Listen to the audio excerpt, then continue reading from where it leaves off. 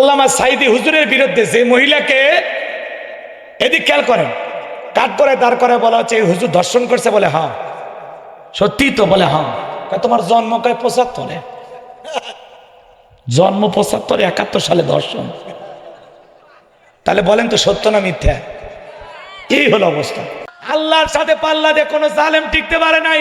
নমরুদ ফিরাউনের যেমন বিদায় হয়েছে, আজও যারা মুসলমানের রক্ত নিয়ে খেলা করে, ওই জালেমদের পরিণতি নমরুদ ফিরাউনের চাইতে ভয়ঙ্কর হবে। কথা বলে ঠিক কিনা? হে যুবক, তোমাদের রক্তের উপর ইসলাম প্রতিষ্ঠিত হয়েছে। মনে রাখবা, দুনিয়াতে গাছ গোছালি বাঁচাইতে যেমন গাছেতে পানি ঢালতে হয়, গাছের গোড়ায় পানি দিতে হয়, ইমানদার মুসলমান ইসলাম নামক গাছটাকে চিন্তা রাখতে হলে শহীদের রক্তের ফোঁটার প্রয়োজন হয়। আল্লাহর জমিনে আল্লাহর দ্বীনকে বিজয় করার জন্য কারা কারা নিজের জীবনের সব রক্ত দিতে রাজি? হাত তুলে দেখা। লিল্লাহে তাকবীর। আসসালামু আলাইকুম ওয়া রাহমাতুল্লাহি ওয়া বারাকাতুহু। আপনারা সবাই কেমন আছেন? যে ভাইরা দাঁড়িয়ে আছেন একটু মেহেরবানি করে বসেন। এই যে হাতের বাম পাশে কিছু জায়গা দেখা যায়, একটু চেপে চেপে বসে পরিবেশটাকে সুন্দর করেন। যারা দাঁড়িয়ে আছেন মেহেরবানি করে বসে পড়েন। এর আগে সরাসরি কোনো মাহফিলে আপনারা আমার আলোচনা শুনেছেন? কোথায় শুনছেন? ওই জায়গায় কোন সূরা? হ্যাঁ, আব্দুল সালাম চেয়ারম্যানের বাসায় নাকি? মনে রাখছেন আপনি? কোন সূরা? সূরাল মুমিনুন। মাশাআল্লাহ। আর কোথায় শুনছেন? ওই একটাই আলীগঞ্জ। কোন সূরা? হ্যাঁ, ভুলে গেছেন? ঘটনাও মনে নাই? ঘটনা মনে আছে? মূসা আলাইহিস সালামের জীবনী, তাই না? মাশাআল্লাহ। আর কই শুনছেন? এই দুইটাই? হ্যাঁ, ওই ইন্টারনেটে? ঠিক আছে, আমি সালাম দিয়ে আলোচনা শুরু করছি। আশা করছি সকলে সালামের জবাব জোরে সোরে দেবেন। আসসালামু আলাইকুম ওয়া রাহমাতুল্লাহি ওয়া বারাকাতুহু। ইন্নাল হামদালিল্লাহি লাকুরামিল্লাযী খালাকাল ইনসানা ওয়া কাররামা ওয়া আল্লামাহু মিনাল বায়ানি মা লাম ইয়ালাম। ফাসুবহানাল্লাযী লা ইহসা ইমতিনানুহু বিল লিসানি ওয়ালা বিল কলাম।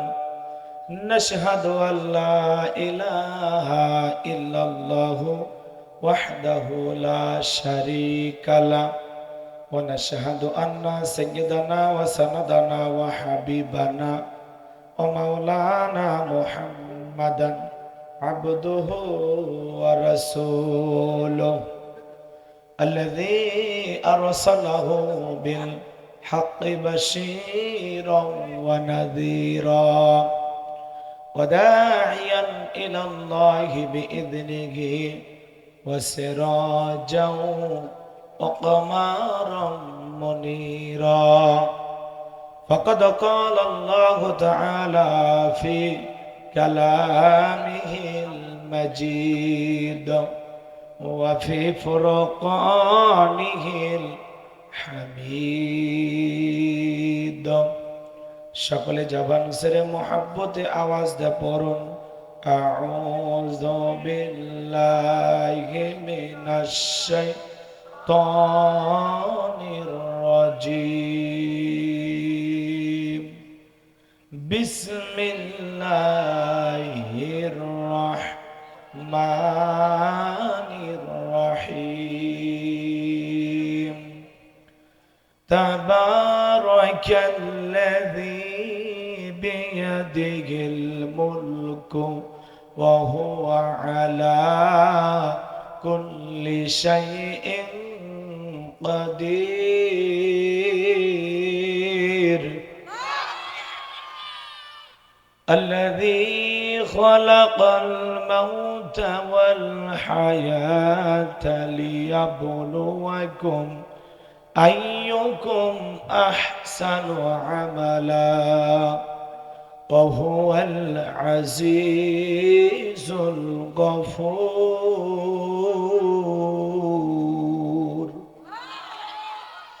صدقت يا رب العالمين. عن أبي هريرة رضي الله تعالى عنه قال قال رسول الله صلى الله عليه وسلم الدنيا سجن المؤمن وجنة الكافر رواه المسلم. وقال تعالى في شان حبيبي إن الله وملائكته يصلون على النبي يا أيها الذين آمنوا صلوا عليه وسلموا تسليما. সকলে দরুদ ইব্রাহিম পড়ুন।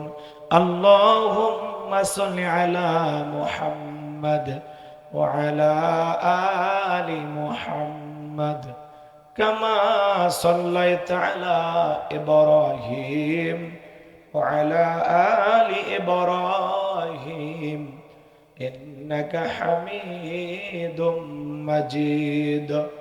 আল্লাহুম্মা বারিক আলা মুহাম্মাদ ওয়া আলা আলি মুহাম্মাদ কামা বারাকতা আলা ইব্রাহিম ওয়া আলা আলি ইব্রাহিম ইন্নাকা হামিদুম মাজিদ।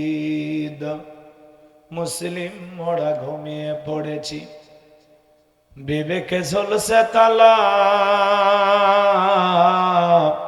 রক্ত মদের হয়েছে শিথিল, পাপে অন্তর কালা। আসছে পথে আধার নেমে, তাই বলে কি রইবি থেমে, বাড়ে বাড়ে জ্বলবে বাতি, হয়তো বাতি জ্বলবে না, তাই বলে তো ভীরুর মতো বসে থাকলে চলবে না। মুসলিম আমি, সংগ্রামী আমি, আমি চিররণবীর, আল্লাহকে সারা কাউকে মানি না, নারাই তাকবীর।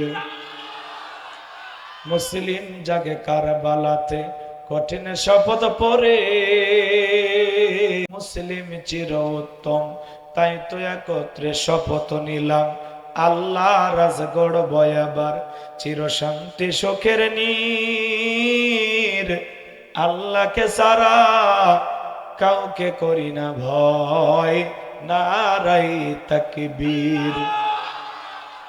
কইরে খালেদ কইরে ওমর, এসেছে নতুন বদর, কইরে খালেদ কইরে ওমর, এসেছে নতুন বদর। কোথারে দেখবি জয়ী তরুণ মুজাহিদ, আবারও কি গাইতে হবে ঘুম ভাঙানো গীত, আবারও কি গাইতে হবে ঘুম ভাঙানো গীত। লা ইলাহা ইল্লাল্লাহ, জোরে লা, জোরে লা, লা ইলাহা ইল্লাল্লাহ, জোরে লা ইলাহা ইল্লাল্লাহ, জোরে লা ইলাহা।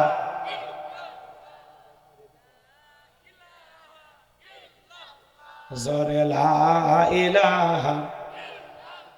যার দিলে আছে আমার আল্লাহর ভয়, যার মনে আছে আমার আল্লাহর ভয়, আল্লাহ আল্লাহ সব সময়। আহার নিদেরা ভালো লাগে না, এই দুনিয়া ভালো লাগে না, ভালো লাগে শুধু ইল্লাল্লাহ, লা ইলাহা ইল্লাল্লাহ, জোরে ইল্লাল্লাহ, জোরে লা ইলাহা। ফুলের বুকে থাকলে মধু ভ্রমর যেমন আসে, কোরআনের জ্ঞান থাকলে বুকে সবাই ভালোবাসে। লা ইলাহা ইল্লাল্লাহ, জোরে লা ইলাহা ইল্লাল্লাহু মুহাম্মাদুর রাসূলুল্লাহ। জবান ছেড়ে এক বাক্যে পড়ছি সাল্লাল্লাহু আলাইহি ওয়াসাল্লাম। বাংলাদেশের ঐতিহ্যবাহী রাজশাহী জেলার কাদিপুর কেন্দ্রীয় গুরুস্থান পরিচালনা কমিটি ও এলাকাবাসীর উদ্যোগে আজকের এই 2 দিন ব্যাপী তাফসীরুল কোরআন মাহফিলের সমাপনী রজনীর সম্মানিত সুযোগ্য অনারেবল প্রেসিডেন্ট জনাব আলহাজ মোহাম্মদ ইব্রাহিম খলিল সাহেব, আল্লাহ পাক তার গোলামকে হায়াতে তৈয়বা সুয়াতে কুলিয়া দান করুন, সকলে বলুন আমিন। আজকের প্রোগ্রামের প্রধান অতিথি বিশিষ্ট রাজনীতিবিদ, সমাজ সেবক জনাব অ্যাডভোকেট শফিকুল হক মিলন, আল্লাহ পাক তার গোলামকে হায়াতে তৈয়বা সুয়াতে কুলিয়া দান করুন, সকলে বলুন আমিন। আজকের প্রোগ্রামের সম্মানিত বিশেষ অতিথিবৃন্দ, বিশেষ করে মঞ্চে উপস্থিত শহীদি কাফেলার নিবেদিত সৈনিক, বিশিষ্ট শিক্ষাবিদ অধ্যক্ষ মোহাম্মদ মাহবুবুল আহসান বুলবুল সাহেব, সহকারী সেক্রেটারি বাংলাদেশ রাজশাহী মহানগর বাংলাদেশ জামাতি ইসলাম, আল্লাহ পাক তার গোলামকে হায়াতে তৈয়বা সিয়াতি কুলিয়ে দান করুন, সকলে বলুন আমিন। আজকের প্রোগ্রামের বিশেষ অতিথি হিসেবে উপস্থিত আছেন জনাব মোহাম্মদ শাহজাহান আলী, জনাব মোহাম্মদ এনামুল হক, জনাব আলহাজ মোহাম্মদ আতাউর রহমান, আল্লাহ পাক তার গোলামদের হায়াতে তৈয়বা সিয়াতি কুলিয়ে দান করুন, সকলে বলুন আমিন। মঞ্চে উপস্থিত সম্মানিত উলামায়ে কেরাম, সামনে বসা পিতৃ সমতুল্য মুরব্বী বাবাজিরা, কলিজার টুকরা প্রাণপ্রিয় যুবক ভাইরা, ছোট্ট ছোট্ট সোনামানিকেরা, পর্দার আড়ালের সম্মানিত বলা সরলা আবেদা সালেহা মা ও বোনেরা, প্রশাসনের সম্মানিত পুলিশের ভাইয়েরা, ডিবির ভাইয়েরা, জাতির বিবেক প্রিয় সাংবাদিক বন্ধুগণ, বিভিন্ন রাজনৈতিক দলের সম্মানিত নেতা কর্মী ভাইয়েরা, সবাইকে নিয়ে আরেকটি বার সালাম দিচ্ছি। আশা করছি সকলেই সালামের জবাব জোরে সোরে দেবেন। আসসালামু আলাইকুম ওয়া রাহমাতুল্লাহি ওয়া বারাকাতুহু।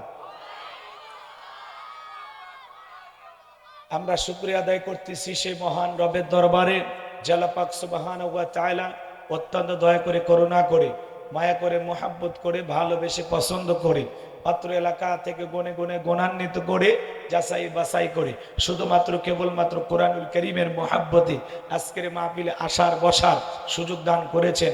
সে মহান রবের দরবারে সিজদাবনত চিত্তে কালিমাতে শুকর আদায় করে পড়ছি আলহামদুলিল্লাহ। হয় নাই কৃপণতা অলসতা দূর করে মুসলমান হিসাবে সিংহের মতো বাঘের মতো গর্জন দিয়ে আল্লাহর দেয়া জবান দ্বারা 2টা ঠোঁট নড়াইয়া শরীরের সবটুকু শক্তি উজাড় করে চিৎকার মেরে বলুন আলহামদুলিল্লাহ।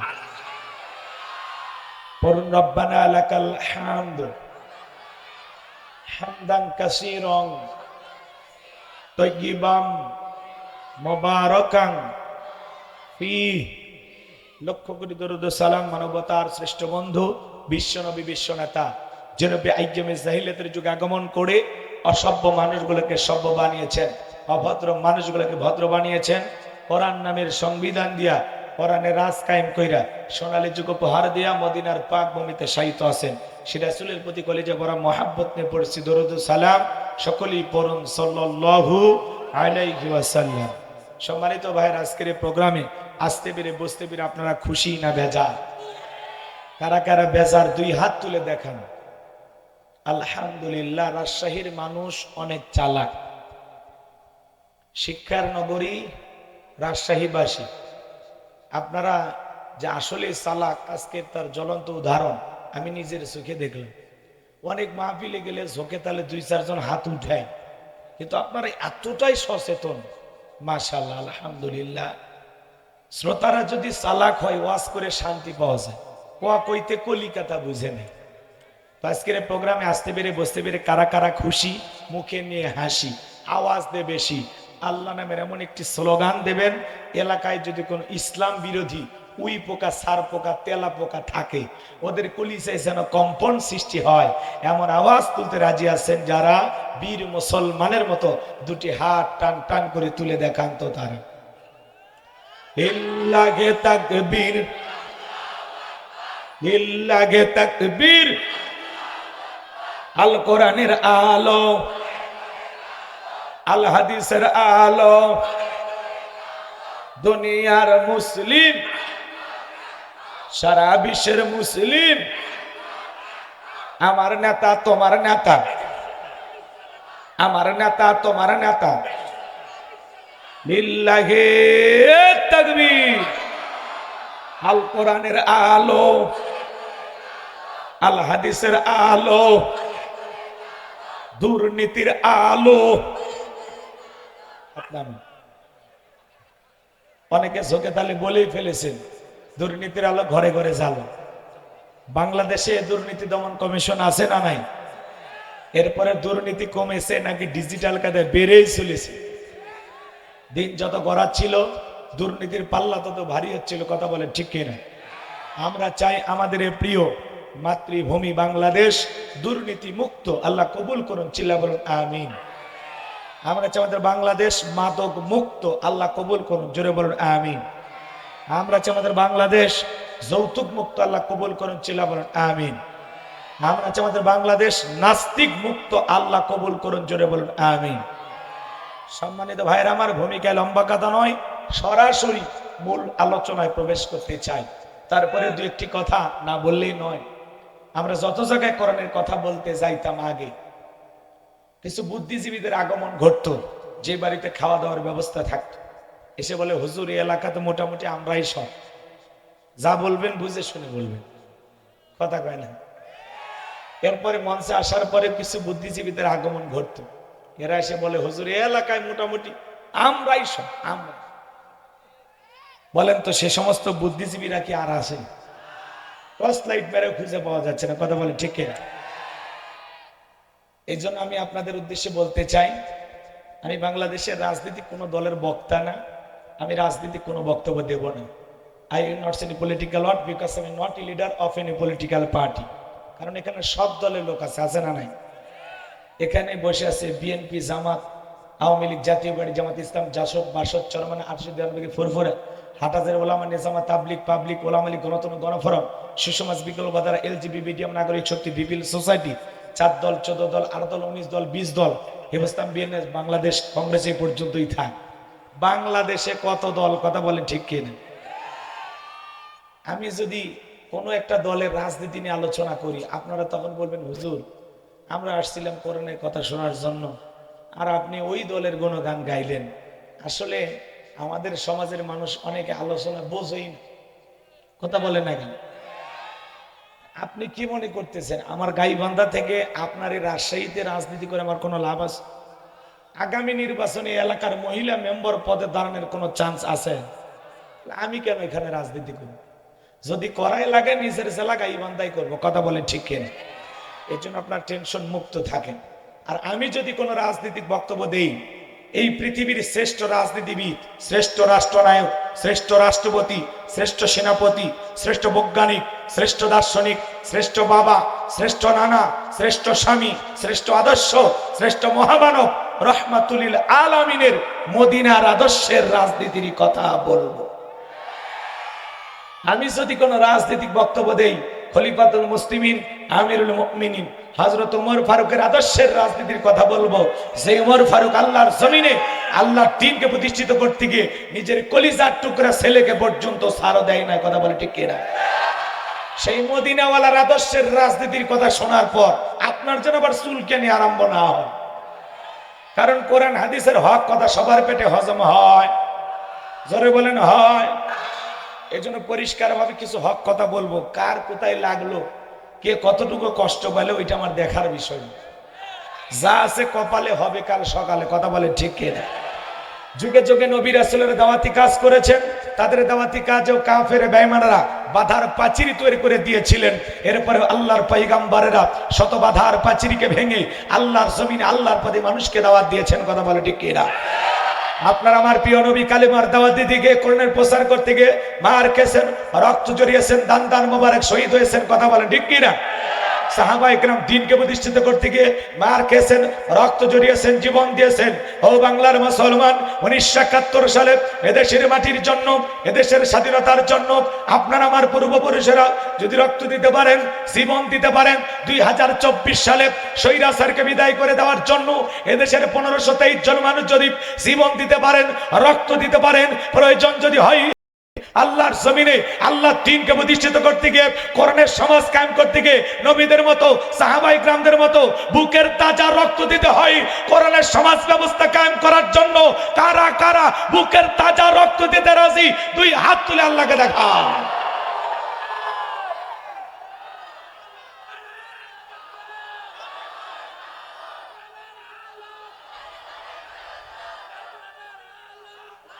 লিল্লাহে তাকবীর, লিল্লাহে তাকবীর, লিল্লাহে তাকবীর। আলেম আলামাত যেখানে, এই কোরআন হাদিস যেখানে, সুদ ঘুষ যেখানে, নাটক সিনেমা যেখানে, স্বৈরাচার যেখানে, আর সোজা করে, সোজা করে। আমি কি হাত নামাইতে বলেছি?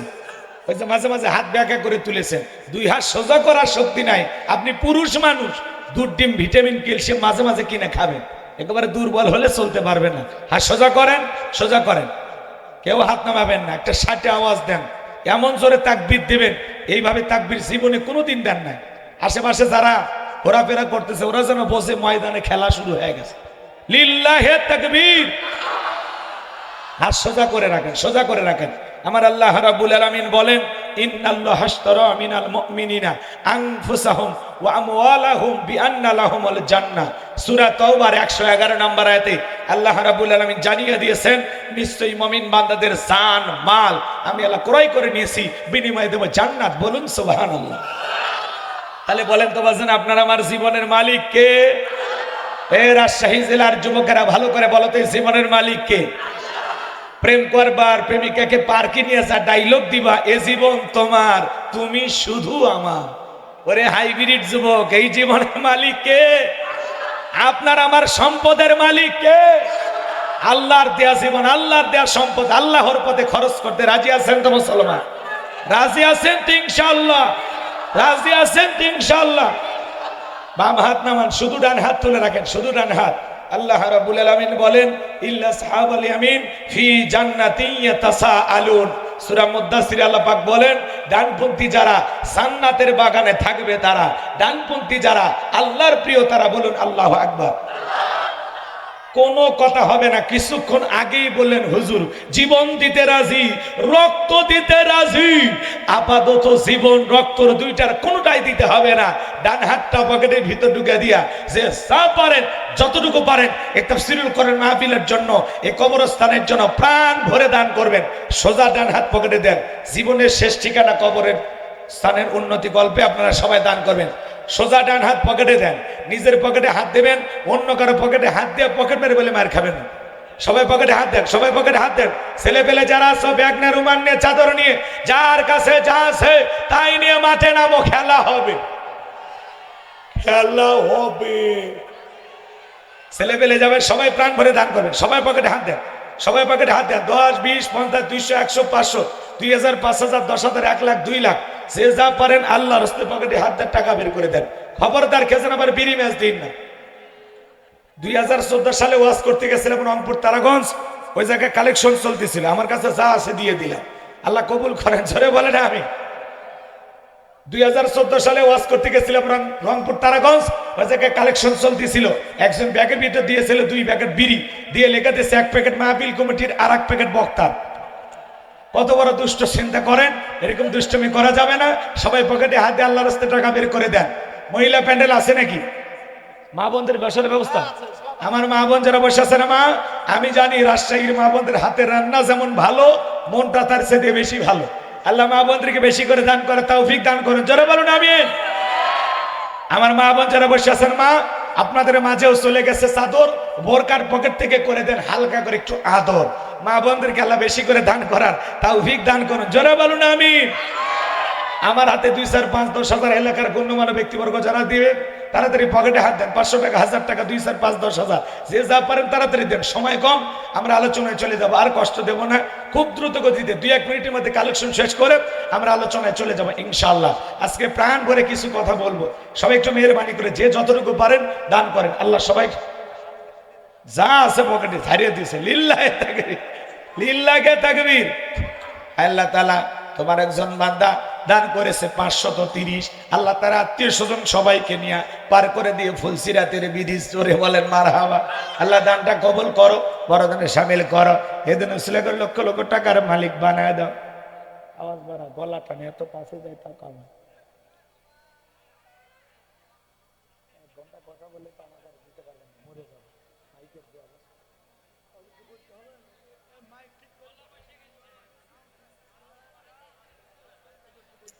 ভাই সবাই একটু দেন। কি নাম বাবা? বাবু কি নাম? সম্রাট, সম্রাট। 500 টাকা ধরে বলেন মারহাবা। আল্লাহ সম্রাটের দানটা কবুল করো, বড় দানে শামিল করো। এদিন লক্ষ লক্ষ টাকার মালিক বানায় দাও, দুনিয়া আখিরাতে ইজ্জত সম্মান বাড়ায় দাও। জোরে বলেন আমিন। আসেন আসেন নদীরা আমার, দিয়া দন বজে মন, কেড়ে নিতে কতক্ষণ। নদীর কুল ভাঙে কুল গড়ে, এই তো নদীর খেলা। সকাল বেলার টাকাবেলা তুই ফকিরি, সন্ধ্যাবেলা দান করিলে মাল কমে না, নেকিরি পাল্লা হয় ভারী। গুনাহ কাটা মাফ করে দিয়া আল্লাহ জান্নাতে বানায় দিও ঘর বাড়ি। জোরে বলেন মারহাবা। লা ইলাহা ইল্লাল্লাহ। জোরে লা। কিসিঞ্জার সিকোনা লিখ নিয়ে এসে কৌতুক করো। বেশি হাসি দিতে পারবো না, 2-1 বার হাসলে এটা ভিন্ন কথা। কথা বলে ঠিক কিনা? কোনো কারণে কি কষ্ট পাচ্ছেন? লিল্লাহে তাকবীর। সূরার নাম কি বললাম? মুলুক। মুলুক মানে কি? সার্বভৌমত্ব, কর্তৃত্ব, রাজত্ব, পাওয়ার, ক্ষমতা কার হাতে? জোরে বলেন কার হাতে? তাহলে জবান ছেড়ে সবাই মহব্বতে আমার সাথে তিলাওয়াত করুন।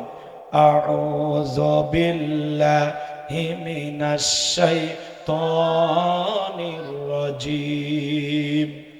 বিসমিল্লাহির রাহমানির।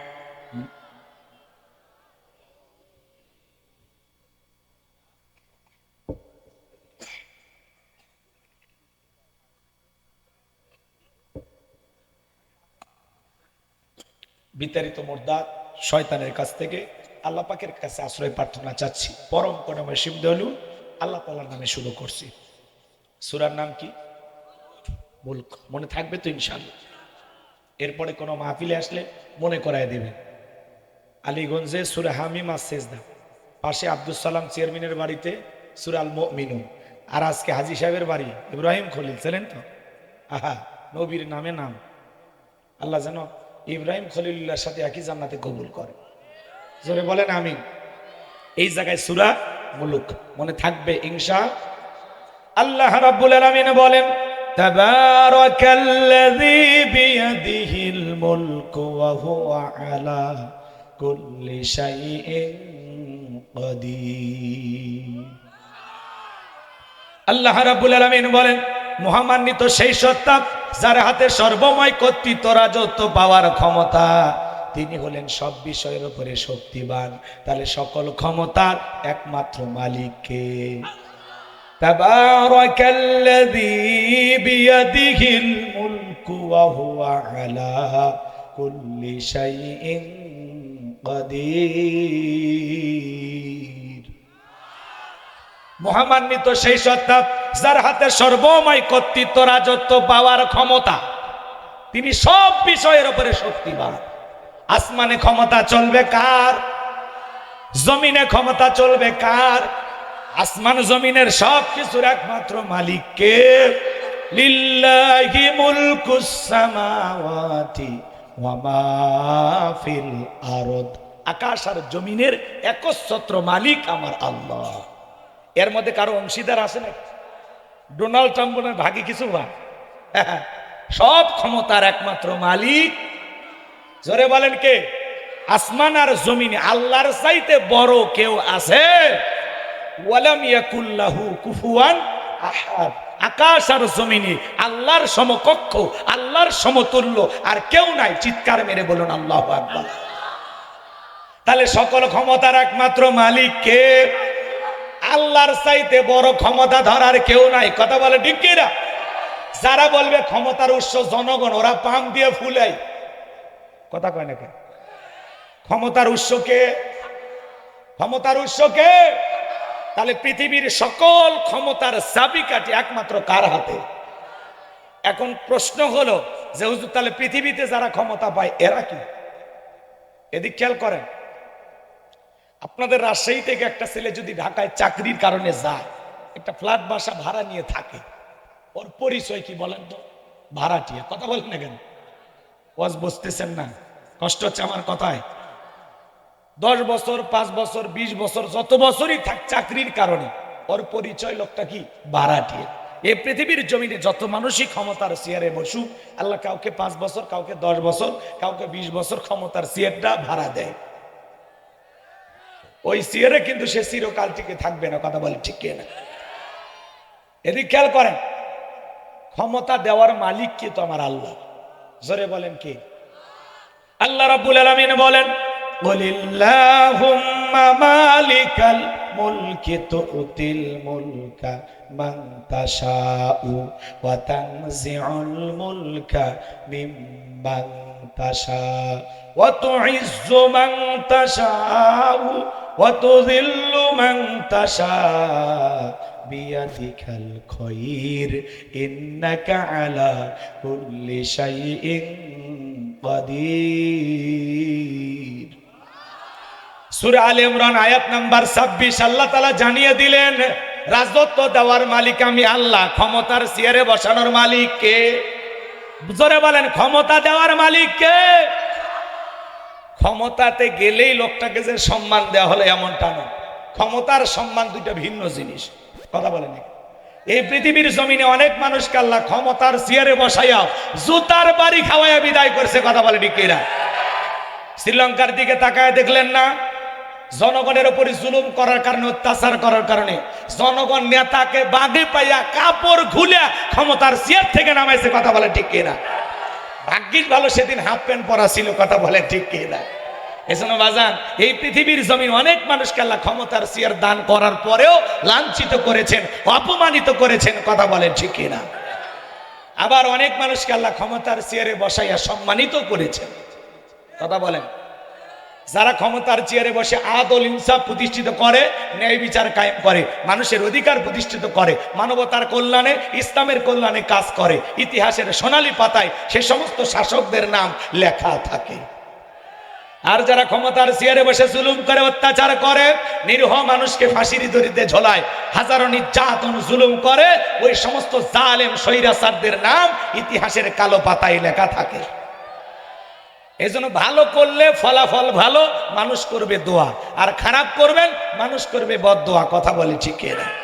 এটা আপনার কর্মফলের উপরে নির্ভর করে। কথা কেন? কুল্লু নাফসিন বিমা কাসাবাত রহিনা। প্রত্যেকটা ব্যক্তি তার নিষ্কৃত কর্মের ব্যাপারে আবদ্ধ, দায়বদ্ধ। যে যেমন কর্ম করবে সে তেরকম ফল পাবে। কথা বলে ঠিক না? একটা কথা আছে না, যেমন কর্ম তেমন ফল। বিশ্বাস না হয় করিয়া দেখো, বেহেশত আর দোজখ সাত।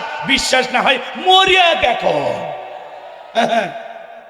আপনার কর্মের কারণে সব ফলাফল। ভালো করবেন ভালো পাবেন, খারাপ করবেন খারাপ পাবেন। অপেক্ষা করেন।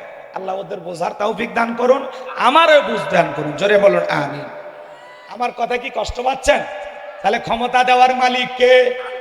আবার ক্ষমতা কেড়ে নেওয়ার মালিক কে? এই একই আয়াতে আল্লাহ বলতেছেন, রাজত্ব দেওয়ার মালিক আমি আল্লাহ, রাজত্ব কেড়ে নেওয়ার মালিক আল্লাহ। অতুইজ্জু মান তাশা ওয়া তুযিল্লু মান তাশা। সম্মান দেওয়ার মালিক আমি আল্লাহ, লাঞ্ছিত করার মালিকও আমি আল্লাহ। বিয়াদিকাল খায়র। সকল কল্যাণের চাবিকাঠি আমি আল্লাহর হাতে। ইন্নাকা আলা কুল্লি শাইইন কাদির। তিনি সব বিষয়ের উপরে ক্ষমতাবান, তিনি সব বিষয়ের উপরে শক্তিবান। বলেন আল্লাহু আকবার। বাজান গো আমার, এই পৃথিবীর জমিনে আল্লাহ রাব্বুল আলামিন এক নয় দুই নয় 4 জন মানুষকে পুরো পৃথিবীর ক্ষমতা দিয়েছিলেন। জোরে বলেন কয়জন? আরেকটু জোরে বলেন কয়জন? পুরো পৃথিবীর ক্ষমতা পাওয়া তো দূরের কথা, ছোটখাটো পাতি নেতার গরম এলাকায় থাকা যায় না। মক্কা নগরীতে একটা পাতি নেতা ছিল, গোত্রীয় লিডার, দলপতি। বর্তমানে যেরকম মেম্বার চেয়ারম্যান বলা হয়, সে সময় তারা ছিল গোত্রীয় লিডার, গোত্রীয় দলপতি, মুরল বলা হতো, মাতবর বলা হতো। আমার কথা কি বোঝেন? তো বিশ্বনবী হিজরত করে মদিনায় চলে গেছেন। এই মক্কার মহাবীর আমর এ প্রতিমার সামনে দাঁড়ায় লাত, উজ্জা, দেবদেবী, সরস্বতী, রাধাকৃষ্ণ, ভগবতী এই প্রতিমাগুলোর সামনে দাঁড়ায় বলতেছে, যতক্ষণ না আব্দুল্লাহর বেটা মুহাম্মদ সাল্লাল্লাহু আলাইহি সাল্লামের দেহ থেকে কাল্লাটা না ফেলাইতে পারবো ততক্ষণ পর্যন্ত আমি এক ফোঁটা পানিও পান করব না। জোরে কর নাউজুবিল্লাহ। আচ্ছা বলেন তো, আমার নবীকে ওর পাকা ধানে মই দিছে, ওর বাড়িতে চুরি করতে গেছে, আমার নবীর কি কোনো অপরাধ আছে? না। আপনার আমার নবীর কোনো অপরাধ নাই। নবীজি কালেমার দাওয়াত দেয়, ইসলামের প্রচার প্রসার করে, কোরআনের পথে মানুষকে আহ্বান করে। এই জন্যই কাফের বেঈমানদের সহ্য হয় না। কথা বলেন ঠিক কিনা? ওরা বলে আমরা 33 কোটি দেবতা মানি, তাই সমস্যা মেটে না, আর এক আল্লাহ মানলে সব সমস্যার সমাধান, এটা ওরা বিশ্বাস করতো না। কথা বলে ঠিক কিনা? বিশ্বনবী মদিনায় হিজরত করে, নবীজি কোথায় আর এরা কোথায়? মক্কায়। মক্কায় প্রতিমার সামনে দাঁড়িয়ে শপথ গ্রহণ করলো, আমি আব্দুল্লাহর বেটা মুহাম্মাদের কাল্লা না ফেলানো পর্যন্ত আমি এক ফোঁটা পানিও পান করব না। এই শপথ গ্রহণ করে মদিনার পথে রওনা করলো। আল্লাহ পাক এই মেসেজটা বিশ্বনবীর কর্ণকহরে পৌঁছায় দিলেন, নবী গো, মক্কার মহাবীর আমর আপনাকে হত্যা করার জন্য রওনা করেছে। আমার নবীজি টেনশনে পড়ে গেলেন। সাহাবায়ে কিরামদেরকে ডেকে বলেন, আমার সাহাবীরা শোনো, মক্কার মহাবীর আমর আমার মাথা নেওয়ার জন্য রওনা করেছে, তোমরাই বলো কি করা যায়। নবীজির নরম সাহাবী হযরত ওসমান ডেকে বলেন, ও আল্লাহর নবী, আপনি আল্লাহর এত বড় পয়গম্বর, আপনি আল্লাহ তাআলার কাছে দোয়া করেন, ওই মক্কার মহাবীর আমর আপনার কাছে পৌঁছার আগে ওর হাত পা যেন আল্লাহ পাক প্যারালাইজ করে দেয়। নবীজি নরম সাহাবীর কথা শুনে হাত তুলে দোয়া করা শুরু করলেন, আল্লাহ গো, ওই মক্কার মহাবীর আমর আমার কাছে পৌঁছার আগে ওরা হাত পা এতটুকু শুধু বলেছেন।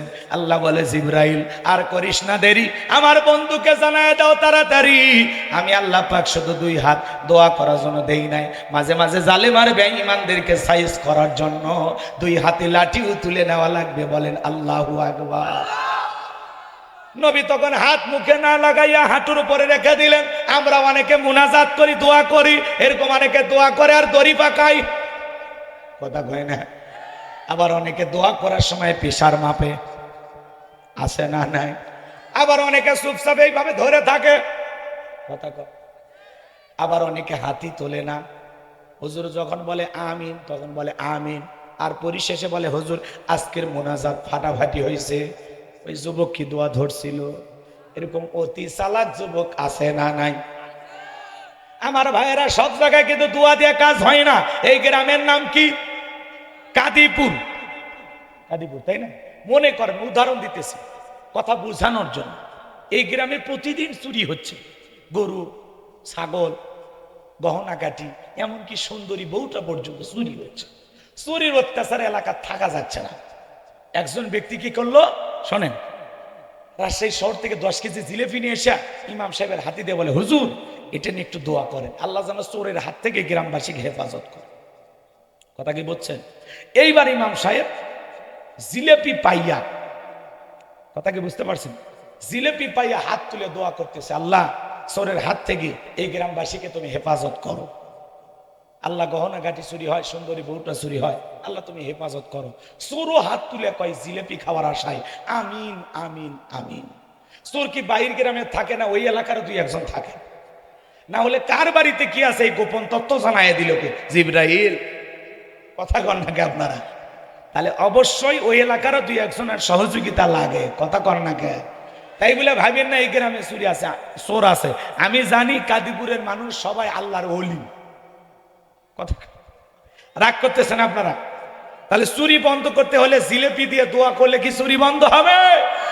ইমাম সাহেব যদি বলতো, এই কাদিপুরের যুবকেরা, এই গ্রামে ঢোকার 4টে রাস্তা আছে, এই 4 রাস্তার মোড়ে মোড়ে মাগরিব থেকে ফজর পর্যন্ত বাংলার লাঠি নিয়ে দাঁড়ায় থাকবা, চোরকে দেখা মাত্রই ওই লাঠি দিয়ে এমন পিটান পিটাইবা যাতে চোর 6 মাসেও মাজা সোজা না করতে পারে, তাহলে কি চোর হাত তুলে আমিন কইতো না? তওবা করে ভালো হয়ে যেত। এজন্য চুরি বন্ধ করতে হলে রাখবে শক্ত আইন। কথা বলে ঠিক কি না? এই জন্য আল্লাহ রাব্বুল আলামিন বলেন, ওয়াস-সারিকু ওয়াস-সারিকাতু ফাকতাউ আইদিয়াহুমা জাযাআম বিমা কাসাবা নাকালাম মিনাল্লাহ। আল্লাহ রাব্বুল আলামিন সূরা মাইদার ভিতরে আইন দিয়েছেন, চোর যদি পুরুষ হয় অথবা নারী হয়, অপরাধ করে সেটা যদি প্রমাণিত হয়, আল্লাহর বিধান অনুযায়ী চোরের হাত কেটে দাও। বিশ্বাস করেন বাজান গো আমার, বাংলাদেশে যদি পার্লামেন্টে আমরা আল্লাহর এই আইনটাকে চালু করতে পারতাম, চুরি করলে চোরের হাত কেটে দিতাম। একটা চোরের হাত বাইতুল মুকাররমের সামনে নিয়ে কাটাই দিয়া মিডিয়ার মাধ্যমে ফালাও করে যদি প্রচার করা হতো, আজ থেকে বাংলার পার্লামেন্টে আইন পাস হয়ে গেছে, চুরি করলে হাত কেটে দেওয়া হবে। বিশ্বাস করেন বাজান, বাংলাদেশের সমস্ত চোরেরা তওবা করে আল্লাহর ওলি হয়ে যেত। কিন্তু এই 1450 বছরের আইন বর্তমান সমাজ ব্যবস্থার যে সমস্ত নেতারা নেতৃত্ব দেয়, এদের কাছে ব্যাকডেট মনে হয়। ওরা বলেন এত পুরাতন আইন দিয়ে এই যুগে চলবে না, আমরা লন্ডন আমেরিকার আইন দিয়ে দেশ চালাবো। বলেন তো বাজান, মানুষের তৈরি করা নিয়ম নীতি দিয়া কোশ্চিন কালেও 1 ইঞ্চি মাটি থেকেও শান্তি প্রতিষ্ঠিত করতে পারবে? এই বাংলার জমিনে শান্তি প্রতিষ্ঠিত হবে তখন, আল্লাহর বিধান দিয়া বিচার করা হবে যখন। এই বাংলাদেশে শান্তি ফিরে আসবে তখন, কোরআনের সমাজ ব্যবস্থা কায়েম হবে যখন। মানুষকে কোন আইনে বাধা যাবে আল্লাহর চাইতে আমরা বেশি বুঝি নাকি? নাউজুবিল্লাহ। আল্লাহ জানে এক বান্দার হাত কেটে দিলে বাকি বান্দারা সতর্ক হয়ে যাবে। এটা একটা উদাহরণ হয়ে থাকবে। কথা বলে ঠিক না? আর আমরা বেশি মাতবরি করি। কথা কর, অপরাধ করে রাত 12টা 1 মিনিটে ফাঁসি। কেন রে বেটা? দেশের আইন অনুযায়ী যদি বিচার করো, তোমরা প্রকাশ্যে দিনের বেলায় লাইভ সম্প্রচার করো কিভাবে একটা লোক ফাঁসি দেওয়া হচ্ছে, ধর্ষণের আসামি হোক আর যেই অপরাধী হোক, ফাঁসিটা যে দিচ্ছেন এটা প্রকাশ্যে দেন, যাতে চোরেরা ধর্ষকেরা এমনি ভালো হয়ে যায়। আল্লাহর আইন যদিও চালু না করেন আপনারা, কিন্তু দেশের প্রচলিত আইন অনুযায়ী যদি বিচার করেন, এটা একটু মিডিয়াতে দেখান কিভাবে একটা লোক ফাঁসি দেওয়া হচ্ছে চুরি করার কারণে, অথবা ধর্ষণ করার কারণে, অথবা মার্ডার করার কারণে। কথা বলে ঠিক কিনা? আজকে বাংলাদেশের অলিতে গলিতে খালি খুন আর খুন। এই যে আজকেও এক বাবা, মাতাল নিশাখোর বাবা, সন্তানদেরকে জুস খাওয়াইয়া গলা কেটে হত্যা করছে ঢাকা মিরপুরে। আজকে সমাজে অশান্তি, কোথাও শান্তি ফিরে পাচ্ছি না। কথা বলে ঠিক কিনা? এই যে বাবা তার সন্তান দুটাকে হত্যা করলেন, এটা বাবা না পশু? ওই বাবা কি ঠিক আছে না পাগল হয়ে গেছে? সন্তানদেরকে হত্যা করেছে, আবার নিজের গলায় ছুরি চালাইছে। এখন বেঁচে আছে না মরে গেছে আল্লাহ ভালো জানে। কথা বলে ঠিক কিনা? আমার ভাইয়েরা মন খারাপ করবেন না। এই সমাজে হত্যা, চুরি, দুর্নীতি, টেন্ডারবাজি, চাঁদাবাজি এগুলো যদি বন্ধ করতে চান, আল্লাহর আইন দিয়া সমাজে বিচার চালু করা লাগবে। এজন্য আল্লাহ বলেন, ওয়ামাল্লাম ইয়াহকুম বিমা আনজালাল্লাহু ফাউলাইকা হুমুল কাফিরুন। যারা আল্লাহর বিধান দিয়া কোরআন মোতাবেক বিচার ফয়সালা করে না, ওরা হলো কাফের। আল্লাহর বিধান দিয়া যারা বিচার করে না, ওরা কি? জোরে কন্যা, জোরে বলেন। আল্লাহ একই সূরাতে জানিয়ে দিলেন, ওয়ামাল্লাম ইয়াহকুম বিমা আনজালাল্লাহু ফাউলাইকা হুমুজ জালিমুন। যারা আল্লাহর কোরআন দিয়া বিচার কার্য পরিচালনা করে না, ওরা হলো জালেম।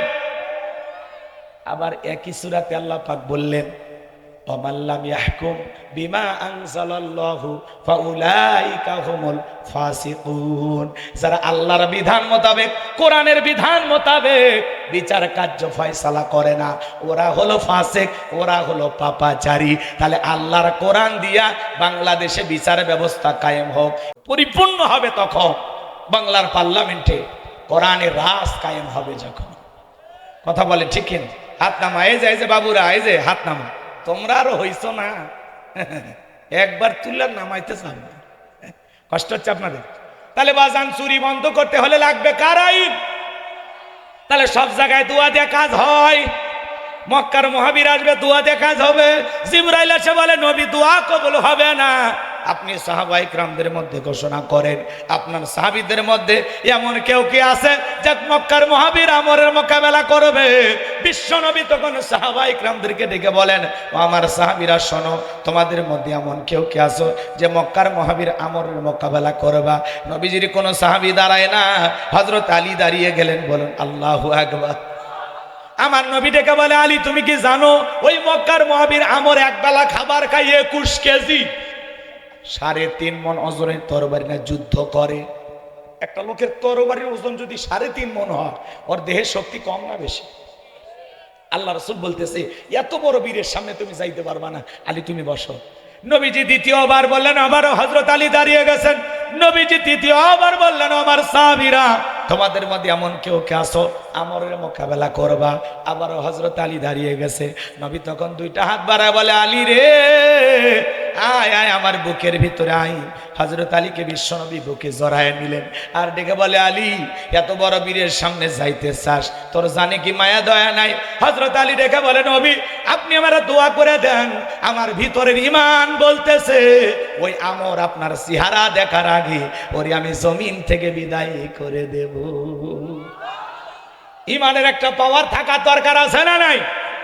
যে ঈমান প্রয়োজনে জ্বলে ওঠে না, যে ঈমান সত্য ন্যায়ের কথা বলে না, যে ঈমান অন্তরে নাই, যে ঈমান অন্তরে নাই মুখে ফোটায় কথার কলি, কিভাবে তারে বলো ঈমান বলি, কিভাবে তারে বলো ঈমান বলি। যে ঈমান প্রয়োজনে জ্বলে ওঠে না, যে ঈমান সত্য ন্যায়ের কথা বলে না। মারহাবা বলেন। আমার নবী ডেকে বলে, আলী রে খালি হাতে দোয়া করে কাজ হবে না। ওসমান তোমার বাড়িতে কি তরবারি আছে? হযরত ওসমান ডেকে বলে, নবী আমার বাড়িতে তরবারি আছে 27 ইঞ্চি লম্বা। এখন তো তরবারির কথা শুনলে ওরা বলতো জঙ্গি, জঙ্গির নাটক সাজাইতো। আসলে বাংলাদেশে কোনো জঙ্গি নাই। শোনেন, কোন ফেসিবাদ, কোন জালেম যদি ক্ষমতায় টিকে থাকে, এরা বিভিন্ন ইস্যু তৈরি করে, জনগণকে ওই ইস্যুর দিকে ধাবিত করে যে এই ইস্যু নিয়ে তোমরা ব্যস্ত থাকো। একটা ইস্যুর পর আর একটা ইস্যু আছে। জাহিদ খান কাণ্ড, ছাগল কাণ্ড, পরিমণি কাণ্ড, জঙ্গি কাণ্ড, মিশে একটা বাড়ি ঘেরাও করে আগের রাত্রে সব রেখে আসে। তুই একটা দাঁড়িয়েলা হুজুরক নিয়ে যায় জঙ্গির নাটক সাজাইয়া পুরো জাতিকে বুঝাইতো বাংলাদেশে বিশাল বিশাল জঙ্গির আস্থানা। আসলে এই দেশে কোনো জঙ্গি নাই। কথা বলে ঠিক না? আজকে এই দেশটাকে কোন জায়গায় নিয়ে গেছে? চট্টগ্রাম ভারত দখল করতে চায়, চট্টগ্রামের দিকে নজর দিছে। কথা কয় না কেন? ওরা বলতেছে চট্টগ্রাম আমাদের ভারতেরই একটি অংশ, চট্টগ্রামটা যদি আমরা ভারতের ভিতরে পাই আমাদের জন্য অনেক উপকার হবে। ওই যে ভারতের একটা রিপাবলিক বাংলা নিউজ চ্যানেল আছে, দেখেন নাই? হ্যাঁ, লাভালাভি করে, দেখেন নাই? এই যে দেখেন, এই যে দেখেন বাংলাদেশে, এই যে এই যে এই যে দেখেন, ওই যে মলম পার্টির সাংবাদিক। কথা কন না আপনারা? ওই সাংবাদিকটা আসলে মানুষ নাকি আমরা বুঝি না, সেই লাফালাফি করে, দেখেন না? এই রিপাবলিক বাংলার এই সাংবাদিক বলতেছে এই চট্টগ্রাম আমাদের ভারতের অংশ, আমরা এই চট্টগ্রামে দখল করতে চাই, এটা ভারতের অংশ হিসেবে আমরা নিতে চাই। বলেন তো, বাংলাদেশের চট্টগ্রাম তো দূরের কথা, আমরা বাংলার 1 ইঞ্চি মাটি আমাদের দেহে রক্ত থাকা অবস্থায় ছেড়ে দিতে রাজি নাই, রাজি নাই। কারা কারা হাত তুলে দেখা? জায়গা মতো যাইতে হবে বাজান গো আমার। তাহলে 4 জন বাদশা, 2 জন ইমানদার, 1 জন নবী সুলাইমান, আর 1 জন বাদশা জুলকারনাইন, আর 2 জন কাফিরকে আল্লাহ পাক পুরো পৃথিবীর রাজত্ব দিয়েছিলেন। এর মধ্যে জালেম বাদশা বখতে নাসর, ওই জামান আল্লাহ রাব্বুল আলামিন তার একজন পয়গম্বর পাঠিয়েছিলেন, নবীর নাম দানিয়াল। জোরে বলেন কি নাম? আল্লাহর নবী দানিয়াল সাল্লাম বনি ইসরাইলদেরকে সুন্দর করে দাওয়াত দিতে লাগলেন। আমার আল্লাহ পাক বলেন, ইয়া বানি ইসরাঈল আযকুরু নি'মাতি আল্লাতী আন'আমতু আলাইকুম ওয়া আন্নী ফাদ্দালতুকুম আলাল আলামিন।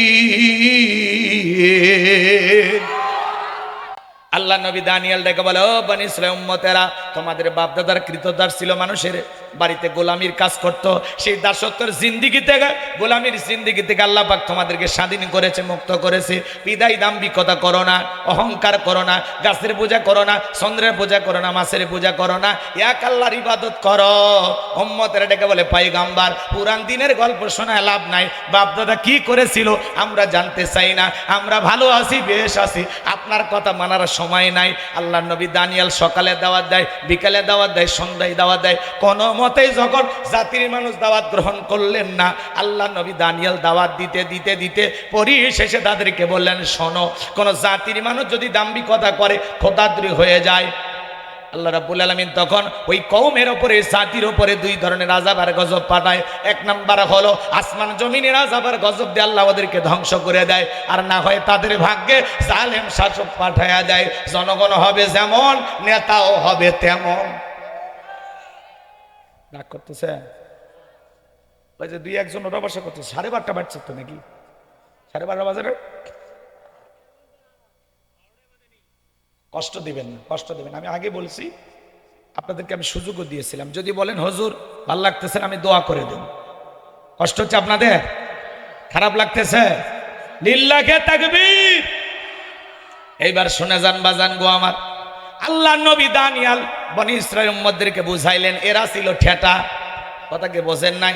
সহজে এরা বুঝ মানতে চায় না। তখন আল্লাহ রাব্বুল আলামিন ওই বনি ইসরাইল উম্মতের উপরে জালেম শাসক বাদশাহ বখতেনাসরকে পাঠায়া দিল। বাদশাহ বখতেনাসর যখন ক্ষমতার চেয়ারে বসে গেল, নিরীহ মানুষদেরকে জেলখানায় বন্দী করতে লাগলো, লুটপাট করতে লাগলো। শুধু কি তাই, আল্লাহ নবী দানিয়েল আলাইহিস সালাম সহ তার ৭০,০০০ উম্মতকে জেলখানায় বন্দী করলো। নবী এখন কোন জায়গায়?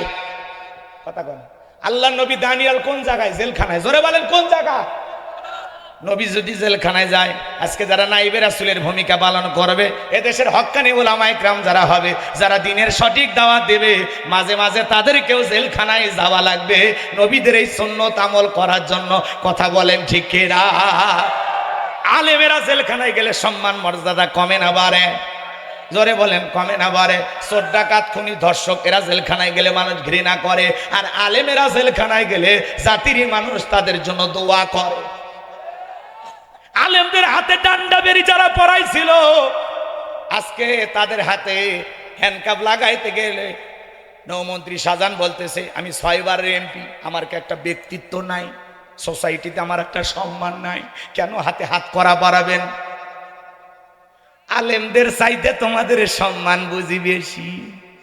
কথা কন। নিরপরাধ আলেমদের হাতে পায়ে ডান্ডা বেরি যারা পড়াইছিল, আমরা বলতে চাই ওদের হাতে পায়েও ডান্ডা বেরি পরান। কথা বলে ঠিক কি না? কিসের সম্মান? যারা দেশের টাকা বিদেশে পাচার করেছে, লুটপাট করে খেয়েছে, ওই দুর্নীতিবাজদের কোনো সম্মান নাই। ভুলে গেছিলাম যখন লুটপাট করে খাইছিলে?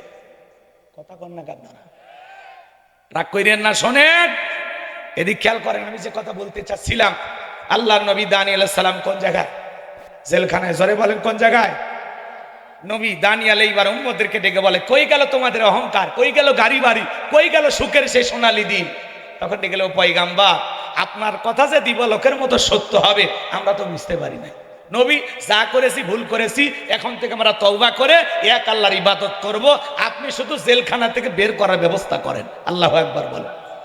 আল্লাহ নবী দানিয়েল দেখে বলে, শোনো, তোমরা যদি সবাই তওবা করতে চাও, এক আল্লাহর ইবাদত করতে চাও, আজ থেকে যদি গাছের পূজা, মাছের পূজা, চন্দ্রের পূজা ছেড়ে দাও, এক আল্লাহর প্রতি ঈমান আনো, তাহলে শুনে নাও, রাত 12টার পরে আমি যখন আল্লাহ বলে ডাক দেব, আমার সঙ্গে তোমরা সবাই ঘুম থেকে জাগ্রত হয়ে আল্লাহ বলে ডাক দিবা। একমাত্র আল্লাহ তাআলা পারেন এই বাদশাহ বখতিয়াসরের জেলখানা থেকে মুক্ত করার ব্যবস্থা করে দিতে।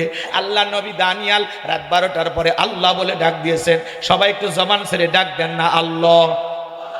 একটু ভালোবেসে ডাক দেন আল্লাহ। আর একবার জোরে বলেন আল্লাহ। আল্লাহ আল্লাহ বলে মনে কলিজাটা ভরে যায়। আমরা এমন এক মালিক পাইছি, ডাকার মধ্যেই শান্তি। আল্লাহ আল্লাহ, ভাল লাগে না? অন্তরের ভিতরে তৃপ্তি, আনন্দ খুঁজে পান না? আল্লাহ আল্লাহ। এই যে ডাকতে যদি মজা পান, তাহলে বুঝবেন এখনো মুমিন আছেন। কথা কয় না? আর যদি ডাকতে মনে না চাই, তা বুঝবেন ভাইরাস ঢুকে গেছে। পরিষ্কার করেন, পরিষ্কার করেন। কথাকে ঠিক রাগ করতেছেন মনে হয়? বাজান গো, মন খারাপ করবেন না। আল্লাহ নবী দানিয়েল রাত 12টার পরে আল্লাহ বলে ডাক দিয়েছেন। ৭০,০০০ উম্মত ঘুম থেকে জাগ্রত হয়ে আল্লাহ বলে ডাক দিয়েছেন। এইবার কাকুতি মিনতি সহকারে সবাই দোয়া করতে লাগলেন। আল্লাহ নবী দানিয়াল কাঁদে আর বলে, আল্লাহ আমার উম্মতেরা ভুল বুঝতে পেরেছে, নিজেদের অপরাধ তারা স্বীকার করেছে, তওবা করে ফিরে এসেছে। আল্লাহ আমার উম্মতদেরকে তুমি ক্ষমা করে দাও, ওরা এখন থেকে একমাত্র আপনার ইবাদত করবে। আল্লাহ গো, একমাত্র আপনি পারেন জালেমের জেলখানা থেকে মুক্ত করার ব্যবস্থা করে দিতে। নবী চোখের পানি ছেড়ে দিয়া কাঁদে। আমার আল্লাহ ডেকে বলে, নবী দানিয়াল কান্না করতে হবে না, আমি আল্লাহ ওয়াসিরে জালেমের জেলখানা থেকে মুক্ত করার ব্যবস্থা করে দিচ্ছি। বলেন আল্লাহু আকবার। আমার আল্লাহ দোয়া কবুল করে ওই রাত্রিতে জালেম বাদশা বখতিয়ার মারাত্মক একটা স্বপ্ন দেখায় দিয়েছে। ওই স্বপ্ন দেখে জালেম বাদশা ঘুম থেকে চিৎকার মেরে উঠছে। কথা বোঝেন নাই? আশেপাশে যারা নিরাপত্তা কর্মী আছে, সিকিউরিটি যারা দিচ্ছে, ওরা তো উড়ে এসে বলে, নেতা এত জোরে চিৎকার মেলেন, ব্যাপারটা কি? বলে, চেহারাটা দেখে বোঝো না আমি আতঙ্কে আছি, আমি মারাত্মক একটা স্বপ্ন দেখেছি। এই দেশের যত স্বপ্নের তাবির কারক আছে ওদেরকে ডাক দাও, এই স্বপ্নের ব্যাখ্যা না জানা পর্যন্ত আমার টেনশনে আর ঘুম হবে না। পরের দিন সকালবেলা হাজার হাজার জ্যোতিষী, হাজার হাজার গণক বাদশার দরবারে উপস্থিত হয়ে গেছে। জালেম বাদশা যখন স্বপ্নের কথা বলতে যাবে, ওই মুহূর্তে আল্লাহ পাক জালেম বাদশা বখতিয়ার মাথার মেমোরিতে থাকা সমস্ত স্বপ্নের কথা আল্লাহ নবী দানিয়াল আলাইহিস সালামের মাথার মেমোরিতে সেভ করে দিলেন। বলুন আল্লাহু আকবার। যুবক রে, একটা মোবাইলে যা আছে শেয়ারের মাধ্যমে আর একটা মোবাইলে পার করা সম্ভব কিনা? এইবার বাদশা বখতিয়ার যখন স্বপ্নের কথা বলতে যাবে, স্বপ্নের তাবির কারক রেডি। এইবার ডেকে বলতেছে, গতকাল রাত্রে কি যেন স্বপ্ন দেখলাম, আর বলতে পারে না। স্বপ্নের কথা ভুলিয়ে দিলেন তিনি কে? এইবার বাদশা বখতিয়ার ডেকে বলে, গতকাল রাত্রে স্বপ্নে কি দেখেছি, স্বপ্নের কথাও তোমাদেরকে বলতে হবে, স্বপ্নের ব্যাখ্যাও তোমাদেরকে বলতে হবে। জনগণ ডেকে বলে, বাদশা এ তো পাগলামি কথা, স্বপ্ন দেখেছেন আপনি, আমরা কিভাবে বলবো? বলেন তো বাজান, বাদশা স্বপ্নে কি দেখেছে দেশের জনগণ কি জানে? আরে ভাই, জনগণ জানা তো দূরের কথা, স্বামী স্ত্রী আপনারা এক খাটে ঘুমান, আপনার বউ স্বপ্নে কি দেখে আপনি জানেন? কথা কন না কে? ধরেন আপনার বউ স্বপ্নে আর একটা ছেলের হাত ধরে রাজশাহী জিয়া পার্কে ঘুরতেছে, যদি আপনি টের পাইতেন কি করতেন? কি করবেন? ও কথা বলতেছে না, মানে ভালোবাসা ভাগ করে নেবেন, এই তো আপনাদের কলিজে আছে গো। কি করবেন বলেন না ভাই? পিটাইতেন, একজনকে মেরে ফেলতেন? না, মেরে ফেলে দেওয়ার দরকার না, মামলা হবে। কথা কন না কেন? আপনার বউ স্বপ্নে কি দেখে আপনি স্বামী জানেন না, আবার আপনি স্বপ্নে আপনার বউকে বাদ দিয়ে আর একটা মেয়েকে নিয়ে ঘুরতেছেন। আপনার বউ যদি টের পাইতো, ঝাঁটা দিয়া পিটাইয়া সোজা বানাইতো। কিন্তু স্বামী স্বপ্নে কি দেখে বউ জানে না, বউ স্বপ্নে কি দেখে স্বামী জানে না। রাগ করতেছেন আপনারা? শোনেন, একটু শোনেন, আমি যে কথা বলতে চাচ্ছিলাম, মাঝে মাঝে স্বপ্নে দেখেন না সাপ তাড়া করছে, ঘুম থেকে উঠে সাপ খুঁজে পাওয়া যায়। মাঝে মাঝে স্বপ্নে দেখেন বাড়ি ঘরে আগুন লেগে পুড়ে গেছে, ঘুমের থেকে উঠে দেখেন না সব ঠিকই আছে। মাঝে মাঝে স্বপ্নে দেখেন আপনি মারা গেছেন, বউ বাচ্চা কান্নাকাটি করতেছে, ঘুমের থেকে উঠে দেখেন না বেঁচে আছি। স্বপ্ন তো স্বপ্নই, কথা বলেন ঠিক কিনা? যুবকেরাও কিন্তু স্বপ্ন দেখে। প্রত্যেকটা যুবক নিজের রুমের ভিতরে বলিউড, টলিউড, হলিউড নায়িকাদের ছবি দিয়ে ঘর সাজায় রাখছে। ঘুমানোর আগে ওই নায়িকাদের ছবি দেখে একবার নফল মনে করেন, নায়িকাদের ছবির দিকে তাকা আর বলে, আরে এই নায়িকার মতো একটা বউ যদি ভাইতাম, কপালটা খুলে যাইতো। ঘুমের ঘরে দেখে নায়িকার বুকের ওপর, কথা কোন ঠিক না? এই যুব সমাজ কি অবস্থা হয়ে গেছে আজকে, এরা নষ্ট হয়ে গেছে, কথা বলেন ঠিক না? কেউ মাদক আসক্ত, কেউ মোবাইলের আসক্ত, কথা কন না কাপড়। এই মোবাইলের ওজন কম, কিন্তু মোবাইলের মাধ্যমে পাপের ওজনটা অনেক বেশি।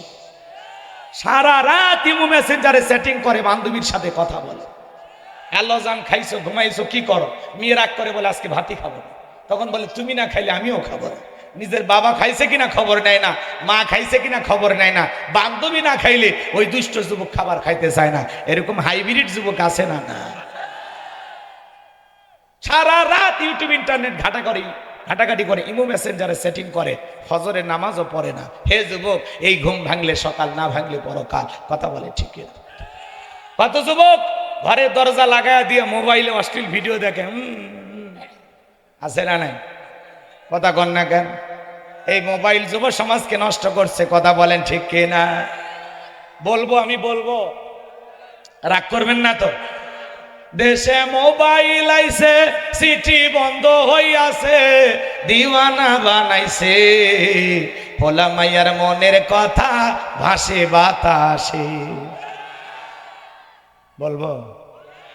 ও দেখো পোলা পানের মন বাদা ফেসবুকে এখন, ও দেখো পোলা পানের মন বাদা ফেসবুকে এখন, মোবাইলে চ্যাটিং কইরা কাটায় সারাক্ষণ।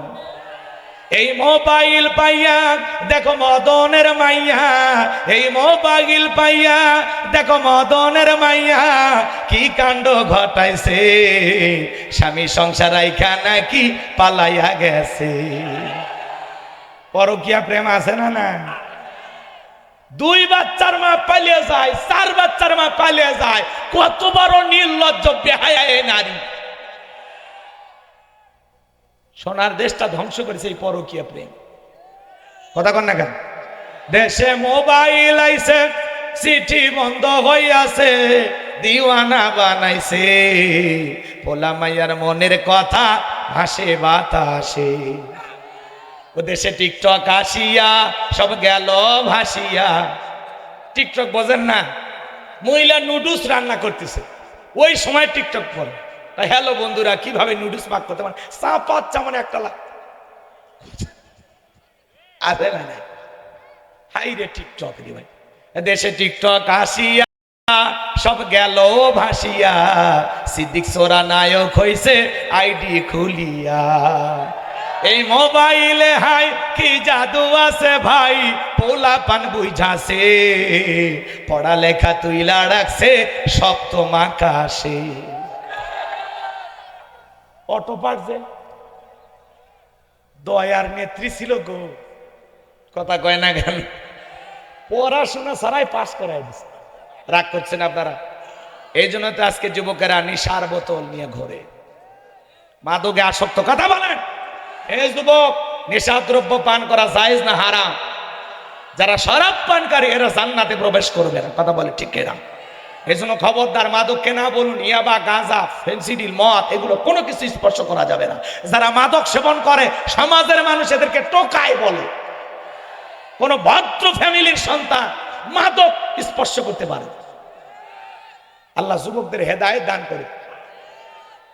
যুবক, পরিবর্তন হয়ে যাবে তো ইনশাল্লাহ। কোনদিন গাঁজা, মদ, ইয়াবা, ফেন্সিডিল, হিরোইন কোনো কিছু ধরবা না তো ইনশাল্লাহ।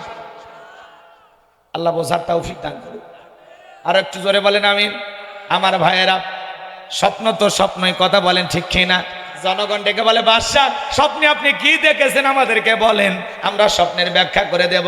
জালেম বাদশা বক্তে নাসর ডেকে বলে, আমি স্বপ্নে কি দেখেছি সেই কথা তোমাদেরকে বলতে হবে, স্বপ্নের ব্যাখ্যাও বলতে হবে। জনগণ ডেকে বলে, বাদশা এ তো আমাদের পক্ষে বলা সম্ভব নয়। জালেম বাদশা বক্তে নাসর ডেকে বলে, তোমরা নাকি গায়েব জানো, আর গতকাল রাতের গায়েবের খবর যদি না জানো, তোমাদের খবর আছে? বলেন তো বাজান, আল্লাহ সারা দুনিয়ার কোন মানুষ কি গায়েব জানে? জোরে বলেন জানে? যে বলবে আমি গায়েব জানি, গায়েবের ইলম আমার কাছে আছে, সেই ভণ্ডকে ধরে নিয়ে যাবেন, অন্ধকার রুমে নিয়ে যায় পিটাইবেন, আচ্ছা তার পিটাইয়া বলবেন গায়েবী মার দিলাম, কারো কাছে বলবি না, বললে ধ্বংস হয়ে যাবি। কিছু কিছু ভণ্ড পীর বের হয় বলে আমরা গায়েব জানি, আলিফ লাম মিমের অর্থ জানি, এরকম ভণ্ড আছে না? নাই। খবরদার বাজান, ওদের ফাঁদে পা দেওয়া যাবে না। ওরা নষ্টামি ভণ্ডামি করতে করতে আপনাকে জাহান্নামে নিয়ে যাবে। কথা বলেন ঠিক কিনা? ভণ্ডবীর দেখেন না, বাবার মাথার চুলে জট, বাবার হাতে গাঞ্জার পর, সালা পিন্দা থাকে, তবিল থাকে, তার সব দেখা যায়। ভণ্ডবীর আছে না নাই? 2-4 বছর গোসল করে না, নাম দিয়েছে সাধু বাবা। পাটা ছাগলের গা যেমন গন্ধায়, ওর শরীরটা তার সাথে বেশি গন্ধ করে। এই ভণ্ডদের কাছে যাওয়া যাবে না। পীর ছিল শাহজালাল, খানকায় বীর, রাজপথে বীর, নারাই তাকবীর হুঙ্কার দিয়েছে, গৌর গোবিন্দ পালাইতে বাধ্য হয়েছে। পীর ছিল শাহ মাকদুম, বগুড়া শাহ সুলতান।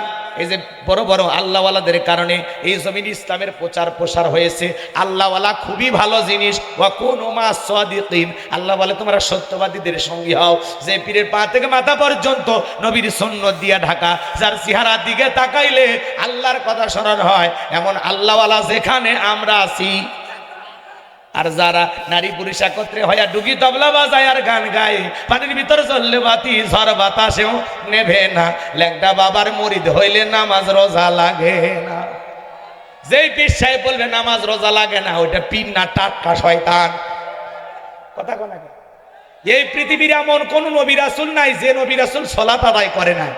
আর এই ভণ্ড পীর বলে নামাজ লাগবে না। আল্লাহ এই সমস্ত ভণ্ডদের হাত থেকে বাংলাদেশের মুসলমানদের হেফাজত করুন। জোরে বলেন না আমিন। লম্বা করব না বাজান। জালেম বাদশা ডেকে বলে, শোনো, 7 দিনের আলটিমেটাম দিলাম। এই 7 দিনের মধ্যে আমি স্বপ্নে কি দেখেছি, স্বপ্নের কথাও বলতে হবে, স্বপ্নের ব্যাখ্যাও বলতে হবে। জনগণ ডেকে বলে, বাদশা 7 দিন কেন? 7 বছর সময় দিল, আমাদের পক্ষে বলা সম্ভব নয়। এইবার জনগণের মনে জনগণ চলে গেল, বাদশার মনে বাদশা চলে গেল। জেলার জেলখানা দিয়ে ঘুরতেছে। আল্লাহ নবী দানিয়াল ডেকে বলে, জেলার কি হয়েছে? দেখে মনে হয় টেনশনে আসো। রাগ করতেছেন বুঝি আপনারা? এইবার জেলার দিকে বলে, টেনশনে আছি। বাদশা এমন একটা স্বপ্ন দেখেছে, স্বপ্নের কথা বলতে যাবে, সে সময় বাদশার স্বপ্নের কথা ভুলে গেছে, স্বপ্নের কথা আর বলতে পারে নাই। জনগণকে টাইম দিয়েছে, 7 দিনের মধ্যে বাদশার স্বপ্নে কি দেখেছে সেই কথা বলতে হবে, স্বপ্নের ব্যাখ্যা বলতে হবে।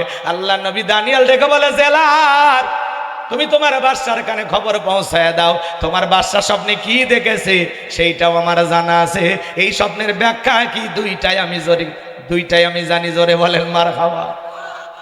আজকে আপনারা একটা আশ্চর্যজনক ভিডিও দেখছেন কিনা আমি জানি না বাজান গো, জেলখানার ভিতরে কোটি টাকার লেনদেন হচ্ছে। দেখছেন আপনারা? দেখছেন ভিডিওটা?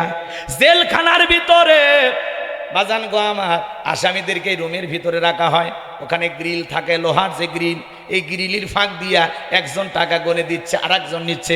ওখানে পুলিশের ভাইরা দাঁড়িয়ে আছে, প্রকাশ্যে জেলখানার ভিতরে কোটি টাকার লেনদেন হচ্ছে।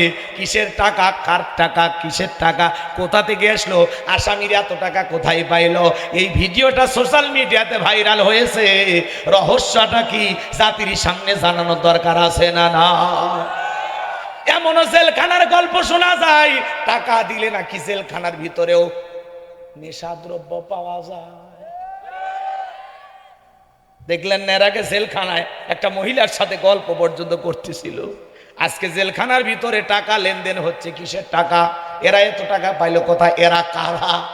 জাতির সামনে এদেরকে পরিষ্কার ভাবে তুলে ধরার দরকার আছে না? না, লেখা আছে, রাখিব নিরাপদ, দেখাবো আলোর পর। মুরগি চোর যায়, ডাকাত হয়ে বের হয়ে আসে। কথা বল, একজন মুরগি চুরি করে জেলখানা ঢুকছে, এক ডাকাতের সাথে ধাক্কা খাচ্ছে। ডাকাত বলে, আমার ধাক্কা দিল কোন মামলার আসামি? মুরগি চুরি করে। এই যুগে মুরগি চুরি চলে? আয় আজ থেকে আমার কাছে। ডাকাতের সাথে ওঠা বসা করে, ডাকাতের ট্রেনিং দিয়া ওই মুরগি চোর এখন পিস্তল নিয়ে রাস্তার মধ্যে ছিনতাই করে। কথা বলে ঠিক কিনা? আর আল্লাহওয়ালা আলেমেরা জেলখানা যায়, উজুর পানিও ঠিক মতো পায় না। আর ওরা জেলখানার ভিতরে কোটি টাকা লেনদেন করতেছে। এই টাকা আসলো কোথা থেকে? হিসাব দেওয়ার দরকার আছে না? নাই। এটা কোন জেলখানার ভিডিও সেটাও খুঁজে পাওয়া যাচ্ছে না বাজান গো আমার। তাহলে সমাজে কত কিছু চলতেছে চোখের সামনে, আপনার আমার কালো পর্দা তুলে দিয়েছে, আমরা কিছুই টের পারতেছি না। কথা কোন ঠিক কিনা আমার ভাইয়েরা? সব জায়গায় কিন্তু রন্দে রন্দে রন্দে রন্দে কিন্তু দুর্নীতি ঢুকে গেছে। কথা কোন ঠিক কিনা? এইবার জেলার চলে গেছে, যা বলে বাদশা, টেনশন করা লাগবে না। আপনি স্বপ্নে কি দেখেছেন সেই স্বপ্নের কথাও জানে, স্বপ্নের ব্যাখ্যাও জানে। জেলখানার মধ্যে এমন একটা কয়েদি আছে। বাদশা ডেকে বলে, বাজান কই? বাজানকে আমার কাছে নিয়ে আসো। জোরে কোন মারহাবা। এ ভাই, আচ্ছা বলেন তো, 12:30 বাজছে, আপনাদের 2-1জন ওরা বসা করতেছেন। আমি বারবার বলছি যে দরকার 12টা বাজলে আমরা দোয়া করে দেবো, কষ্ট করে। আর একটা আয়াত আছে, আর বলার দরকার নেই, সকালে দোয়া করে আল্লাহুম্মা আমিন। তাহলে আমি যে বলি ঠান্ডা মানুষটা গরম কেন? কিছু আমি যে কথাগুলো বলতেছি খারাপ লাগতেছে, আমি একটা বিষয়ের ওপরই আছি, কিন্তু আপনাদের কেমন লাগতেছে জানি না, ওটা আল্লাহ ভালো জানে। কিন্তু আমি বলতেছি পরিষ্কার ভাবে, কথাগুলো একটু বুঝে শুনবেন, তাহলে ভালো লাগবে ইনশাআল্লাহ। এইবার শোনেন, জেলার যা বলতেছে, বাদশা তোমাকে ডেকেছে। আল্লাহ নবী দানিয়াল ডেকে বলে, আমার 70,000 লোককে জেলখানায় বন্দী করা হয়েছে, ওদেরকে ছেড়ে না দেওয়া পর্যন্ত আমি জেলখানা থেকে বের হব না। নেতৃত্ব যদি শেখা লাগে, নেতৃত্ব কিভাবে দিতে হয় নবীদের কাছ থেকে শেখা লাগবে। কথা বলে ঠিক কিনা? বলে আমার একটা উম্মত জেলখানায় থাকা অবস্থা আমি বের হব না। নেতা কারে বলে? আর আপনি যাত্রার পিছনে মিছিল করতে যান, হ্যাঁ, নেতার পিছনে মিছিল করতে গেছেন। বল্টু ভাইয়ের চরিত্র ফুলের মতো পবিত্র, নামাজ পড়ে এক ওয়াক্ত, গাঁজা খাই 5 ওয়াক্ত, গুমসুরিতে পাকা ভক্ত, শয়তানের 1 নাম্বার ভক্ত, হুজুরদের জন্য খুবই শক্ত, চুষা খাই গরিবের রক্ত। নেতা পাশি এক খান, ট্যাবলেট খান, ট্যাবলেট খান, ট্যাবলেট খান সেখানে, আমরা আছি সেখানে, ট্যাবলেট খান কবরে, তোমরা কেন পড়ে? নেতার মিছিল করতে গিয়া রাজশাহী শহর থেকে 105 জন কর্মীকে ধরে নিয়ে গেল। নেতার সহ 100 কত, নেতার কাছে তো জেলখানা শ্বশুর বাড়ির মতো, সকালে ঢোকে বিকেলে বের হয়। কিন্তু এই যে রিক্সা চালক, ভ্যান চালক, মাঠে কাজ করা, এই গরিব শ্রমিক নেতার মহাব্বত আর ভালোবাসায় ব্যানার ধরে মিছিল করতে গেছে। নেতা যদি সত্যিকার নেতা হতো বলতো, এই আমার জামিনের ব্যবস্থা আগে না, আমার এই যে গরিব কর্মীরা যারা আমাকে ভালোবেসে মিছিল করতে আসছে, আমার একটা কর্মী জেলখানায় থাকা অবস্থায় আমি নেতা জেলখানা থেকে বের হব না, এরা হলো সত্যিকারীর নেতা। যারা আপনার বিপদে পাশে দাঁড়াবে, আপনি যখন দুঃখে কাঁদবেন তখন আপনার কান্না মুছে দেবে, আপনার দুঃখে সে কাঁদবে, আপনার সুখে হাসবে। আপনি 3 মাস 6 মাস জেলখানায় গেলে আপনার পরিবারের মুখে খাবার তুলে দেবে, এমন নেতৃত্ব মানার দরকার আছে না নাই? আপনি কি শুরু করছেন? আগে চিন্তা ভাবনা করেন কার পক্ষে মিছিল করতেছে। যাত্রার পিছনে মিছিল করতে বউ বাচ্চা বিপদে ফেলেন না, পরে বাড়ির যেটুকু রেখে গেছেন সব শেষ হয়ে যাবে। বউ বাচ্চা বিপদে ফেলে এত মিছিল করার দরকার নেই। রাগ করতেছেন মনে, যাতে আপনি 6 মাস 1 বছর জেলখানায় থাকলে আপনার পরিবারের কাছে বাজার পাঠায়, আপনার সন্তানদের স্কুলের খবর নেই। কথা বলে ঠিক কিনা?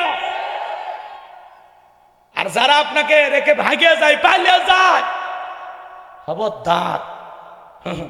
কথা কয় না কেন? নেতা জনগণের সামনে বুক পেতে দেবে, বুক দিয়ে আগলায় রাখবে। সমাজে বাজান কি চলতেছে আপনারা সবই বোঝেন।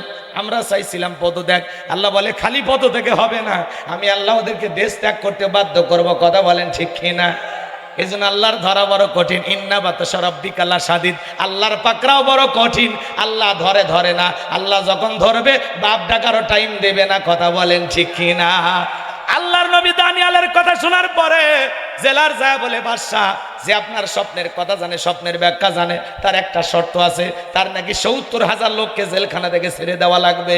বাদশাহ বক্তে নাসর ডেকে বলে, বাজান যা বলে তুমি তাই করো, ঠেলার নাম বাবাজি, মারহাবা কর। এইবার যায় বলে, জেলার যায় বলে, নবী দানিয়েল আপনি যা বলবেন তাই। এইবার আল্লাহর নবীর 70,000 উম্মতকে ছেড়ে দেওয়া হলো। সবার শেষে আল্লাহর নবী দানিয়েল জেলখানা থেকে বের হয়ে আসলো। জেলখানা থেকে বের হওয়ার পরে বাদশাহ দরবারে প্রবেশ করবে, কিন্তু জালিম বাদশাহ দরবারে ঢোকার নিয়ম হলো যত মানুষ ঢোকে মাথা নত করে ঢোকে। আল্লাহর নবী কি কোনো জালিমের কাছে মাথা নত করতে পারে? জোরে বলেন, মাথা নত করতে পারে? সেজদার মতো মাথা নত করে ঢুকতে হয়। কিন্তু আল্লাহর নবী দানিয়েল দেহটাকে আঁটোসাঁটো করে কৌশল করে মাথাটাকে উঁচু করে বাদশার দরবারে প্রবেশ করলেন। এমন দৃশ্য দেখার পরে জালেম বাদশাহ বক্তে নাসর ডেকে বলে, বাজান যত মানুষ আমার দরবারে ঢোকে সবাই মাথা নত করে, তুমি কেন মাথা নত করলা না? আল্লাহর নবী দানিয়েল ডেকে বলে, বাদশাহ যে আপনার স্বপ্নের কথা আমার মাথার মেমোরির মধ্যে সেভ করে দিয়েছে, তার কথা হলো তাকে সারা দুনিয়ার কারো কাছে মাথা নত করা যাবে না। চিৎকার মেরে বলুন আল্লাহু আকবার। ইমানদারের মাথা নত হবে মসজিদে, ইমানদারের মাথা নত হবে আল্লাহর কুদরতি কদমে। ইমানদার কোন জালেমের কাছে, কোন নেতার পায়ে, কোন পীরের পায়ে, কোন মাজারে মাথা নত করতে পারে না। ইয়াকা নাবুদু ওয়া ইয়াকা নাস্তাইন, তোমার ইবাদত করি, তোমার গোলামি করি, সাহায্য তোমার কাছে চাই। কার কাছে চাইবে? কার কাছে? একটু দুনিয়ার সুযোগ সুবিধা পাওয়ার জন্য নেত্রীর পায়ে, নেতার পায়ে সালাম করে, চুম্মা খায়। কি মুফিস কথা কর না কেন? সামনের দিকে যাই বাজান, হৃদয়ের কান পেতে কথাগুলো শুনে যান। এইবার এই কথা শোনার পরে বাদশা ডেকে বলে, বাজান আসলে তোমার মাথায় বুদ্ধি আছে, তুমি একটা জ্ঞানী মানুষ। নবীরা জ্ঞানী না হইয়া কি পারে? নবীদেরকে জ্ঞানী বানিয়েছেন তিনি কে? এইবার বাদশা বক্তে নাসর নিজে চেয়ার থেকে উঠলেন, আল্লাহ নবী দানিয়েলকে চেয়ারে বসাইয়া দিলেন। তাহলে জেলখানা থেকে বের করে বাদশাহীর চেয়ারে বসাইয়া দেন তিনি কে? সে আল্লাহ আজও আছে না নাই? খালি বয়স মনে হয় বাড়ছে। জোরে কন্যা হুজুবিল্লাহ। আমার ভাইয়েরা, এইবার বাদশা বক্তে নাসর আল্লাহর নবী দানিয়ালকে চেয়ারে বসে বলে, বাজার তাড়াতাড়ি করে স্বপ্নের কথা বলো আর স্বপ্নের ব্যাখ্যা বলো। আল্লাহর নবী এইবার স্বপ্নের ব্যাখ্যার স্বপ্নের কথা বলবেন, আপনারা কি শুনবেন? কারা কারা দুই হাত তুলে আল্লাহকে দেখান, লিল্লাহে তাকবীর। আর একটু জোরে বলেন লিল্লাহে তাকবীর। তাহলে হযরত আলীর কথা আর বাদশার কথা মনে রাখবেন, মন খারাপ করবেন না। আমি আপনাদের সামনে দুইটি আয়াত কারিমা তিলাওয়াত করেছি। আমার আল্লাহ রাব্বুল আলামিন বলেন, তাবারাকাল্লাযী বিয়াদিহিল মুলকু ওয়া হুয়া আলা কুল্লি শাইইন কাদির। মহামান্বিত সেই সত্তা যার হাতে সর্বময় কর্তৃত্ব, রাজত্ব, পাওয়ার ক্ষমতা, তিনি হলেন সব বিষয়ের শক্তিবান। এবার আল্লাহ 2 নাম্বার আয়াতে কি বলেছেন? 10টা মিনিট আপনাদেরকে আমি 2 নাম্বার আয়াত নিয়ে একটু আলোচনা করে বুঝাবো। কষ্ট হবে নাকি বাজান? দয়া করে ওটা বাসা করবেন না, দিলটাকে নরম করেন। আমার আল্লাহ কি বলেন 2 নাম্বার আয়াতে? আল্লাযী খলাকাল মাউতা ওয়াল হায়াতা লিয়াবলুয়াকুম আইয়ুকুম আহসানু আমালা ওয়া হুয়াল আজিজুল গফুর।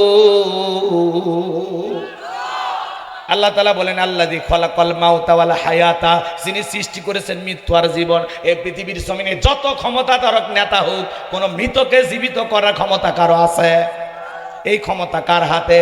সে আল্লাহ তাআলা বলেন, আল্লাযী খলাকাল মাউতা ওয়াল হায়াতা, যিনি সৃষ্টি করেছেন মৃত্যু আর জীবন, লিয়াবলুয়াকুম আইয়ুকুম আহসানু আমালা, আমি আল্লাহ পরীক্ষা করে দেখব আমলের দিক দিয়ে কার আমল কত বেশি উত্তম, কার আমল কত বেশি সুন্দর। যার আমল ভালো তার আখিরাত ভালো। কথা বলেন ঠিক কি না? সুন্দর আমল করার দরকার আছে না নাই? বিশ্বনবী বলেন, ক্বালা রাসূলুল্লাহ সাল্লাল্লাহু আলাইহি সাল্লাম, ইন্নামাল কুবরু রাউযাতুম মিন রিয়াদিল জান্নাহ আও হুফরাতুম মিন হুফারিন নার, রাহু তিরমিজি। বিশ্বনবী ডেকে বলেন, যে ব্যক্তির আমল ভালো, মৃত্যুর সঙ্গে সঙ্গে আল্লাহ রাব্বুল আলামিন তার কবরটাকে জান্নাতের বাগান বানায়া দিবেন। বলুন সুবহানাল্লাহ। আর যে ব্যক্তির আমল খারাপ, আও হুফরাতুম মিন হুফারিন নার, তার কবরটা হবে জাহান্নামের আগুনের গর্ত। আর একবার কারো যদি কবর জাহান্নামের আগুনের গর্ত হয়ে যায়, তার কিন্তু বাঁচার কোনো উপায় নাই। আমার নবী যে এক জায়গায় বসা, জিবরাইল এসে বলে, নবী এই মুহূর্তে একটা আওয়াজ হলে আপনি কি শুনতে পাইছেন? আমার নবী বলে, হ্যাঁ আমি শুনতে পেয়েছি। জিবরাইল ডেকে বলে, নবী গো, আজ থেকে 70 বছর আগে আল্লাহ পাক জাহান্নামের গর্তের মুখে একটা পাথর ছেড়ে দিয়েছে। এই মাত্র জাহান্নামের তলদেশে পাথরটা পৌঁছাইলো। চিন্তা করেন বাজান গো আমার, একটা পাথর ছেড়ে দিলে জাহান্নামের তলদেশে পৌঁছাইতে 70 বছরও যদি সময় লাগে, আল্লাহ না করুক, আল্লাহ না করুক, আপনার আমার গুনাহের কারণে, অপরাধের কারণে আসমান জমিনের মালিক আল্লাহ যদি বেজার হইয়া একবার জাহান্নামের আগুনের গর্তে ফেলে দেয়, আপনার আমার বাঁচার কিন্তু উপায় নাই। ওই কবর বড় কঠিন জায়গা। ফামাই আমাল মিসকালা যাররাতিন খায়রান ইয়ারা ওয়া মাই আমাল মিসকালা যাররাতিন শাররান ইয়ারা। বান্দারে, তুমি যদি যাররা পরিমাণে, অনু পরিমাণে নেক আমল করো, ওইটাও তোমার আমল নামে লিপিবদ্ধ করা হবে। আবার তুমি যাররা পরিমাণ, অনু পরিমাণে যদি বদ আমল করো, ওইটাও তোমার আমল নামে লিপিবদ্ধ করা হবে। আর যারা গুনাহে অন্ধকার কবরে যাবে, ওই কবরের ডানের মাটি বামে চলে যাবে, বামের মাটি ডানে চলে যাবে। এমন জোরে সাপ দেবে বাজান, এক পাজরের হাড় অন্য পাজরে ঢুকে যাবে। কবরে থাকা বিষাক্ত সাপ যদি সবল মারে, পা থেকে মাথা পর্যন্ত বিষের যন্ত্রণায় দেহটা জ্বলে যাবে। কবরে থাকা অন্ধ ফেরেশতা চোখে দেখে না, কানে শোনে না, হাতুড়ি দিয়ে আঘাত করবে, দেহটা চূর্ণ বিচূর্ণ হয়ে যাবে। কবর কিন্তু জায়গা ভালো না, কবর হলো যন্ত্রণার কারখানা। কথা বলে ঠিক কিনা? ওই নিয়ে আমল করে কবরে ঘুমা। কথা বলে ঠিক কিনা? যুবক রে, আমোদ প্রমোদে তুমি ব্যস্ত হয়ে আছো। তুমি মনে করো 10 তলা লিফটের সুইচ দিয়ে তুমি উপরে ওঠো, মনে হয় ওখানে মালাকুল মউত পৌঁছাইতে পারবে না। আমার আল্লাহ বলেন, আইনামা তাকুনু ইদরিকুমুল মাউতু ওয়ালাউ কুনতুম ফি বুরুজিম মুশাইয়াদা। সূরা নিসার 78 নাম্বার আয়াত। আল্লাহ ডেকে বলেন, যেখানেই থাকো, যে অবস্থায় থাকো, মৃত্যু তোমাদেরকে ধরবেই। মৃত্যু থেকে পালানোর কোনো রাস্তা খোলা নাই। বাজান গো আমার, এই দুনিয়া চিরকাল থাকার জায়গা না, সবাইকে বিদায় নিতে হবে। আজ হোক কাল হোক আপনি আমি মারা যাব, কিন্তু মৃত্যুর যন্ত্রণা বড় কঠিন, বড় ভয়ঙ্কর। আল্লাহ নবী ইদ্রিস আলাইহিস সালামকে জিজ্ঞাসা করা হলো, ও আল্লাহ নবী ইদ্রিস, মৃত্যুর যন্ত্রণা আপনার কাছে কেমন মনে হয়েছে? আল্লাহ নবী ইদ্রিস রেগে বলেন, জ্যান্ত ছাগলের গা থেকে চামড়া কচাইলে ছাগলের যেমন কষ্ট হয়, তার সাথে মৃত্যুর যন্ত্রণা আমার কাছে বেশি কষ্টকর মনে হয়। একজন নবীর কাছে যদি মৃত্যুর যন্ত্রণা এমন মনে হয়, আপনার আমার মৃত্যুর যন্ত্রণা কত কঠিন হবে জানেন? বিশ্বনবী ইন্তিকালের পূর্বে মুহূর্তে 2-4 মিনিট কথাটা শুনে যান বাজান, দিলটা নরম করে কথাগুলো শুনে যান। আল্লাহর নবীর ইন্তিকালের পূর্বে মুহূর্তে নবীজি আমার অসুস্থ, নবীজিকে দেখে হযরতে ফাতেমা অজরে করে পানি ছেড়ে দিয়া কান্না করে। নবীজির চোখের পানি ফাতেমা সহ্য করতে পারে না, ফাতেমার চোখের পানিও আমার নবী সহ্য করতে পারে না। আমার নবী একদিন ঘরের দরজা বন্ধ করে কান্না করতেছিলেন। হযরতে ফাতেমা ডাক দিলেন, আব্বা দরজা খুলে দাও। হযরতে ফাতেমার কথা শুনে বিশ্ব নবী দরজা খুলে দিলেন। আমার নবীর চেহারার দিকে তাকায়া ফাতেমা তাকায়া দেখে নবীজি কান্না করতেছেন, দাড়ি বেয়ে মুক্তার দানার মতো নবীজির অশ্রুগুলো ঝরে পড়তেছে। হযরতে ফাতেমা ডেকে বলে, বাবা একা একা ঘরের দরজা বন্ধ করে কেন কান্না করেন? কি হয়েছে আপনার? আমার মা খাদিজার কথা মনে করেছে নাকি আপনার চাচা আবু তালেবের কথা মনে পড়ে গেছে? হযরতে ফাতেমার কথা শুনে আমার নবী ডেকে বলে, মা ফাতেমা, আমি তোর মা খাদিজার কথা ভেবে কান্না করি না, আমার চাচা আবু তালেবের কথা ভেবে কান্না করি না। মা আমাকে যখন মেরাজ করতে নিয়ে গেল, মা জিবরাইল যখন আমাকে ঘুরে ঘুরে জান্নাতটা দেখাইলো, জান্নাত দেখার পরে দিলটা হয়ে গেল খুশি। আল্লাহর কাছে দোয়া করলাম বেশি বেশি আমার গুনাহগার উম্মত যেন হয় জান্নাতবাসী, জোরে কোন মারহাবা। এরপরে যখন জিবরাইল বলে, নবী চলেন আপনাকে একটু জাহান্নামটা ঘুরে দেখায়। ও মা, আমাকে যখন জাহান্নামের ভিতরে প্রবেশ করানো বলো মা, আমি তাকায় দেখি মা জাহান্নামে পুরুষের চাইতে নারীদের সংখ্যাই বেশি। ও রাজশাহীর মা বোনেরা, দিলটা নরম করে শুনে জানা মা, আমার নবী জাহান্নামের ভিতরে ঢুকে থাকে, পুরুষের চাইতে জাহান্নামের ভিতরে নারীদের সংখ্যাই বেশি। কেন নারীরা জাহান্নামে বেশি গেল, কি কারণ বলতে গেলে অনেক সময় লাগবে, সংক্ষিপ্ত করে একটু বলে দিয়ে যায় বাজান। আমার নবী বলেন, আমি তাকায় দেখি জাহান্নামের ভিতরে এক শ্রেণী নারীদের চুলের মুঠিগুলো আসমানের দিকে তুলে ধরা হয়েছে, পা থেকে মাথা পর্যন্ত জাহান্নামের আগুন দাউ দাউ করে জ্বলতেছে। গরম পানি যেরকম থকবক থকবক করে জাহান্নামের আগুনে মহিলাদের দেহগুলো ওইভাবে জ্বলতেছে আর থকবক থকবক করতেছে। ওদের চিৎকারে মনে হয় আসমান জমিন ভেঙে পড়বে। এই কঠিন শাস্তির দিকে তাকাইয়া আমি একবার তাকাইতে পারি নাই। আমি জিবরাইলকে বললাম, ভাই জিবরাইল, এই সমস্ত নারীদের কি এমন অপরাধ, কেন তাদেরকে এইভাবে শাস্তি দেওয়া হচ্ছে? জিবরাইল ডেকে বলে, নবী এই সমস্ত নারী তো তারা যারা দুনিয়াতে মাথায় কাপড় দিত না, বেপরদায় চলাফেরা করত, স্বামীর কথা মানত না। এই জন্য আল্লাহ পাক এই সমস্ত নারীদেরকে এইভাবে জাহান্নামের আগুনে জ্বালাইতেছেন, পোড়াইতেছেন। হযরতে ফাতেমা এই কথা শোনার পরে ডেকে বলে, বাবা এই যদি হয় জাহান্নামী নারীদের শাস্তি, আজ থেকে আমি ফাতেমা আরো বেশি করে পর্দার গুরুত্ব বাড়াবো।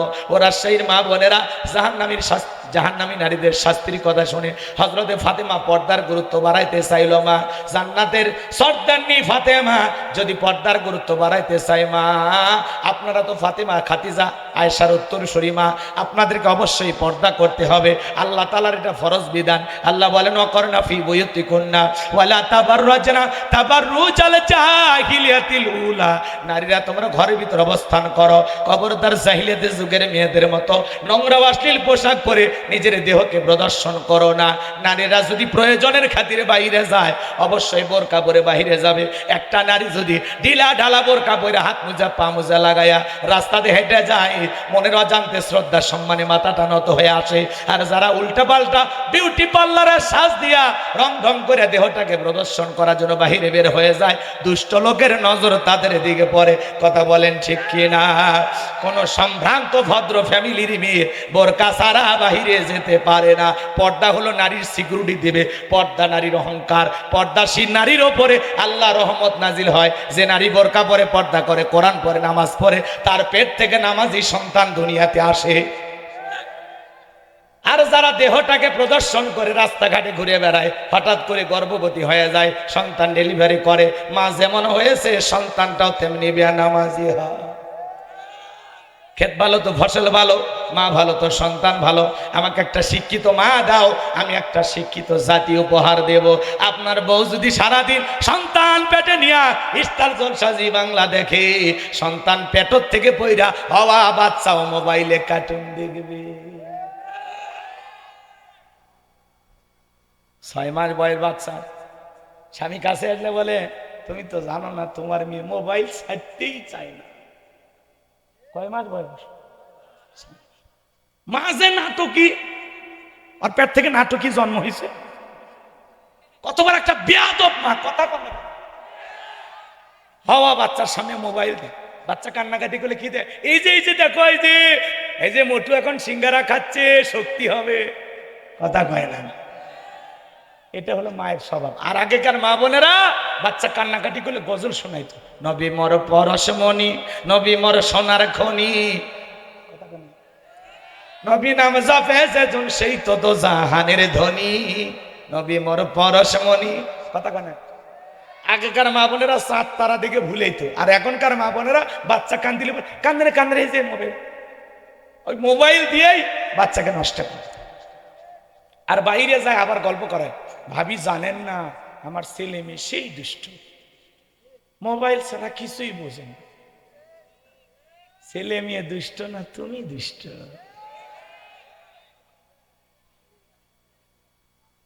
রাগ করেন না, আপনাকে কলেজের ভিতর ফাইটে যাচ্ছে বুঝি তো আমি। ঘরে ঘরেই ভাইরাস,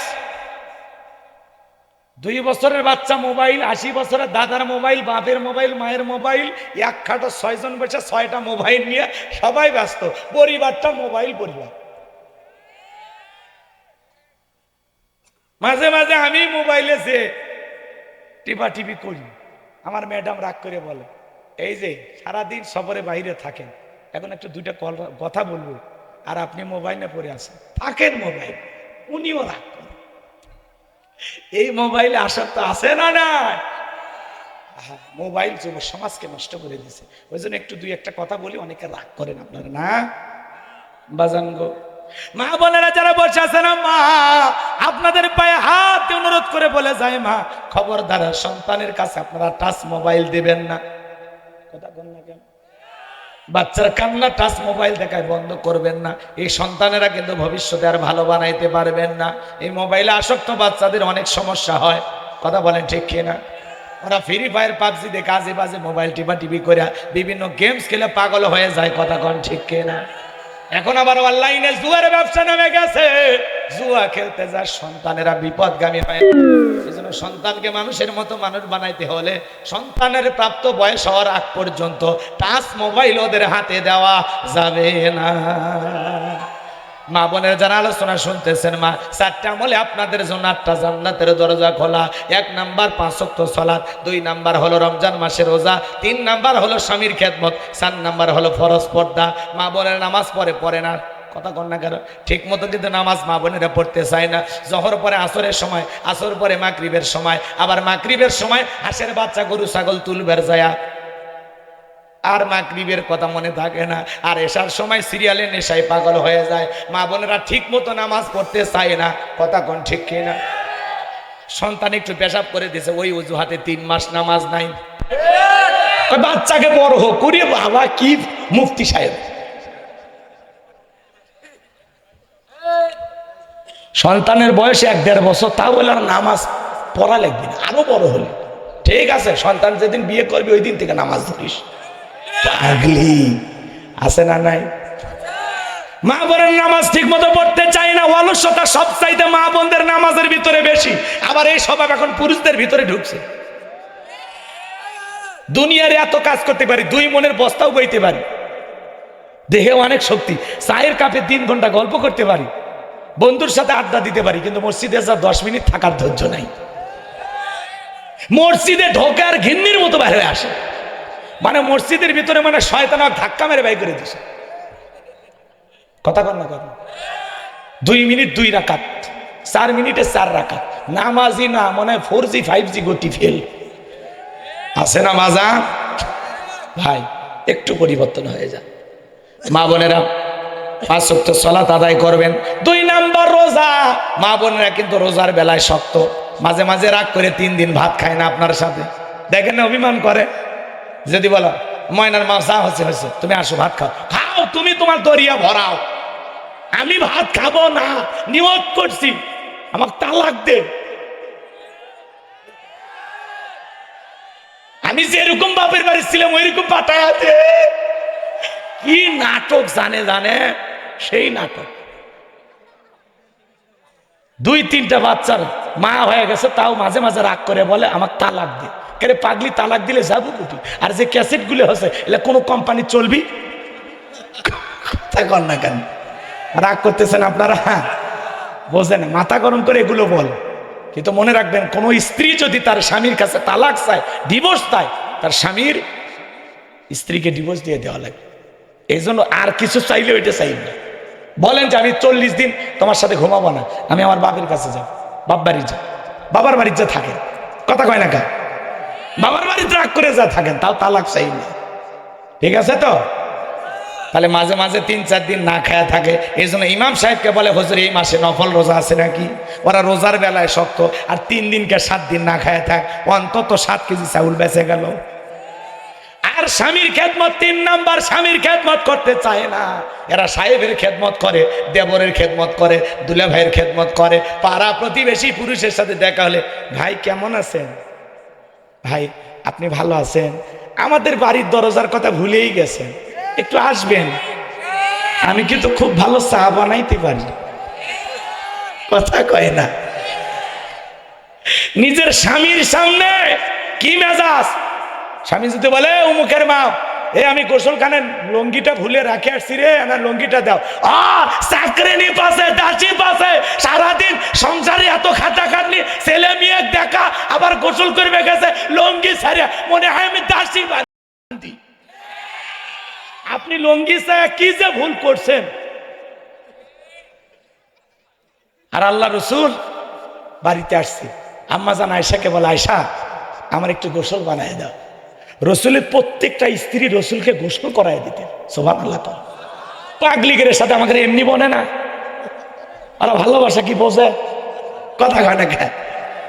আল্লাহ রসুল তক্তার উপরে বসে গোসল করতেন। কোন জায়গায়? কথা কয় না? বলবো না, দোয়া করবো? খারাপ লাগতেছে? এই যে মহিলাদের ওয়াশনার ব্যাপারে বলছে, এই জন্য একটু পাগলিদেরকে নিয়ে বলছে। খারাপ লাগতেছে? আচ্ছা ঠিক আছে, কারণ ঘরের শান্তি দুনিয়ার সব জায়গায় শান্তি। ঘর আগে ঠিক করা দরকার আছে না? না, আম্মা জান আয়েশা গোসলের ব্যবস্থা করলেন, নবীজি তক্তার উপরে বসলেন। আম্মা জান আয়েশা রাসূলের শরীর মোবারকে মগ দিয়ে সুন্দর করে পানি ঢেলে ঢেলে দিচ্ছেন। সুবহানাল্লাহ বলেন। স্বামীকে যে গোসল করায় দেওয়ার মধ্যে যে কি আনন্দ, এটা ওরা বোঝে না। কথা কেন? আরে মাঝে মাঝে পিঠের পাশে একটু ময়লা হয়, যদি বলেন অমুকের মা হয় না, এসব পিঠটা ডুলে দাও, অত ঠেকা নেই আমার। আর একটা বিয়ে করা, আর যখন বিয়ে করবে যাবেন তখন ওই বুঝবি যে জ্বালা কত। কথা কন ঠিক কি না আমার ভাইয়েরা? তাই বলে বিয়ে করেন, এগুলোর মধ্যে ঝামেলা, জীবন শেষ হয়ে যাবে। কথা কন ঠিক কি না? বাজান গো আমার, আম্মা জান আয়েশা এবার গোসলের পানি ঢেলে দিতেছে। আল্লাহ রসুল তাকায় দেখেন গোসলের পানি দিয়ে রক্ত ভেসে যায়। আমার নবী ডেকে বলে, আয়েশা দেখো তো আমার শরীরের কোথাও কেটে গেছে কিনা, গোসলের পানি দিয়ে কেন জানি রক্ত ভেসে যায়। আম্মা জান আয়েশা ডেকে বলেন, নবী গো এইটা আপনার শরীরের রক্ত না, এটা আমি আয়েশার রক্ত। বলে, আয়েশা কোথা থেকে রক্ত বের হচ্ছে? ডেকে বলেন, নবী আপনার কোনো দোষ নাই, আপনার জন্য তাড়াহুড়ো করে গোসলের ব্যবস্থা করতে গিয়ে আমি তক্তাটা পেরে দিয়েছি, আর আপনি তক্তার উপরে বসেছেন, আর এই তক্তার নিচে থাকা একটা পেরে আমার পায়ের ভিতরে ঢুকে গেছে। আবার নবী বলে, আয়েশা রে এত কষ্ট পাইতেছো কেন, আমাকে একটা বারের জন্য বললা না? হযরত আয়েশা ডেকে বলেন, নবী গো এই পেরেক আমার পায়ে কেন? যদি আমি আয়েশার কলিজায় ঢুকে যেত তবুও বিশ্ব নবীর আরামের গোসলে আমি ডিস্টার্ব করতাম না। ভালোবাসা কারে বলে, মোহাব্বত কারে বলে? নবীজির ঘরে দামি ফার্নিচার ছিল না, দামি আসবাবপত্র ছিল না, কিন্তু রাসূলের ঘরটা ভালোবাসা দিয়ে ভরপুর ছিল। বলেন সুবহানাল্লাহ। এত ধৈর্য তো দূরের কথা, মাঝে মাঝে যদি রাগ করে একটু হাতটা একটু শক্ত করে ধরেন, তখন আমি ছেড়ে দাও, ছেড়ে তো ডাকাত নাকি? এই রে হাত লাল হয়ে গেছে আমার। কথা কয় না কেন? পেরেক পায়ে ঢোকা তো অনেক দূরের কথা। এই জন্য দাম্পত্য জীবনে সুখ নাই। আয়েশার ঘটনা শোনে, ফাতেমার ঘটনা শোনে, খাদিজার ঘটনা শোনে, রহিমার ঘটনা শোনে, কিন্তু আমল করে না। কথা কন না কেন? আমল করবি কেন? আপনি তো আমল করেন না। বউকে একটু সালাম দিবেন, মিষ্টি কথা বলবেন, রোমান্টিক কথা করবেন। মাঝে মাঝে ঘরে ঢুকে কোনো কথা নাই, ঢুকেই লাইট বন্ধ। বউ যদি বলে কি ব্যাপার লাইট বন্ধ করলে কেন? তোমার মতো যে সুন্দরী বউ আল্লাহ জীবনে কিছু না দেখ একটা বউ দিছে, এত সুন্দর বউ থাকতে লাইট লাগবি কেন? ব্যাস বউ খুশি হয়ে গেল। কথা কোন ঠিক কিনা? বাইরে যাচ্ছেন, স্ত্রীর কপালে একটা চুমা খেয়ে চলে যান। বোঝেন আমল করা লাগবে তো। রাগ করতেছেন আপনারা? থাক, ছোট বাচ্চা আছে, আর কষ্ট দিও না। অনেক চাচা রাগ করতেছে, রাগ করতেছেন। মাঝে মাঝে স্ত্রীর রানের উপরে মাথা রেখে কোরআন তেলাওয়াত করবেন, দেখবেন জীবনে সুখ পাবেন। কথা কয় না? বিবির সাথে ভালো ব্যবহার করেন। মাঝে মাঝে একা খাচ্ছেন কেন? বিবিকে সাথে নিয়ে এক প্লেটে খান। কথা বলেন। আম্মাজান আয়েশা গিলাসে যে জায়গায় ঠোঁট লাগায় পানি পান করতেন, আল্লাহ রসুল গিলাসটা ঘুরাইয়া ঠিক ওই জায়গায় ঠোঁট লাগায় পানি পান করতেন। মাঝে মাঝে বিবির সাথে এগুলো আমল করবেন। কথা কয় না? আম্মাজান গোস্ত সিবাইয়া অর্ধেকটা খাইছে, অর্ধেকটা রেখে দিছে, আল্লাহ রসুল ওই অর্ধেকটা নিয়ে আবার খাইয়ে ফেলে দিছে। সুবহানাল্লাহ। কি মোহাব্বত, কি ভালোবাসা! এগুলো আমল আছে আমাদের ঘরে। তো সুখ আসবে কোথা থেকে? আমরা তাবিজ কবজ খুঁজি, পানি পড়া খোঁজে, আমলের খবর নেই। আল্লাহ হেদায়েত দান করুক। স্যারে বলেন আমি। এখন রসুলের ইন্তিকালের কথাটা কি বলবো? রাগ করবেন না? দোয়ার দিকে গেলে ভালো হয় নাকি? তাহলে আমার মা বোনের যারা এসেছে, মা স্বামীর খেদমত করবেন। স্বামী যে কত দামি এটা যদি আপনারা বুঝতেন, স্বামীকে কোনোদিন আসামি বানাইতেন না। কথা কোন ঠিক কিনা? এদিক খেয়াল করেন, আল্লাহ রসুল বলেছেন এই দুনিয়াতে আল্লাহ ছাড়া যদি অন্য কাউকে আপনার স্বামী স্ত্রী এক কম্বলের নিচে ঘুমাইবেন, যতক্ষণ শুয়ে থাকবেন সব পাবেন। সুবহানাল্লাহ কয় না? রাগ করতেছেন? কিন্তু আমি আপনাদেরকে বলবো, খবরদার এই শীতের সময়গুলোতে বউয়ের সাথে ঝগড়া করবেন না। এই পৌষ মাস, মাঘ মাস মারাত্মক শীত পড়ে। এই শীতের সময় যদি বউয়ের সাথে ঝগড়া করেন, দিনের বেলা ঝগড়া করে রাতের বেলায় যদি ল্যাপ কম্বলের ভিতরে না দেন, আপনার অবস্থাটা কি হবে চিন্তা করেন। খবরদার এই 2 মাস সিদ্ধান্ত নেন যে ঝগড়া করবো না। পরে গরমের দিনে ঠিক আছে, এক বেচারা বউয়ের সাথে শীতের দিনে ঝগড়া করছে, বুঝছেন? দরজায় যে ডাক দেয়, বউ দরজা খোলে না, রাগ করছে যে। এইবার স্বামী যে শীতের প্রচন্ড তীব্রতা, এটার থেকে তো বাঁচা লাগবে, তো কিছু খড়কুটি এক জায়গায় করে আগুন লাগাইয়া তাপ নিতেছে। ল্যাপের তাপ যে ভাগ্যে নাই, কম্বলের তাপ নাই, আগুনের তাপ নিতেছে। এবার স্ত্রী চিন্তা করে আমার মফিসটা রাগ করে গেল কই। জানলা দিয়ে তাকায় দেখে বাইরে যায় নাই, বাড়িতে কি বাইরেই একটু আগুন লাগাইয়া দিয়ে তাপ নিতেছে। এমত অবস্থায় স্ত্রীর চোখ চলে গেছে স্বামী লঙ্গির দিকে, তাকায়া দেখে স্বামী লঙ্গিতে আগুন লাগছে। এইবার চিন্তা করে আমি যদি রাগ করে কথা আর না বলি, আর যে কায়দায় লঙ্গি পড়া শুরু করছে, এতে তো আমারই জীবনের ক্ষতি। এইবার মারাত্মক কথা বলতেই চায় না, বলে আমি কারোর সাথে কথা বলবো না, কারো লঙ্গিতে আগুন লাগলেও আমি বলবো। স্বামী তাকায় দেখে লঙ্গিতে আগুন লাগছে। এবার লঙ্গির আগুন নিভাইয়া বলে, বউ দরজা খুলে দে, তোর পা ধরি, জীবনে আর কোনোদিন ঝগড়া করবো না। আজকে তুই আমার যে বাঁচাইলি, এই আগুন যদি আরেকটু লাগতো রে, আমার জীবন যৌবন সব শেষ। কথা কোন ঠিক কিনা?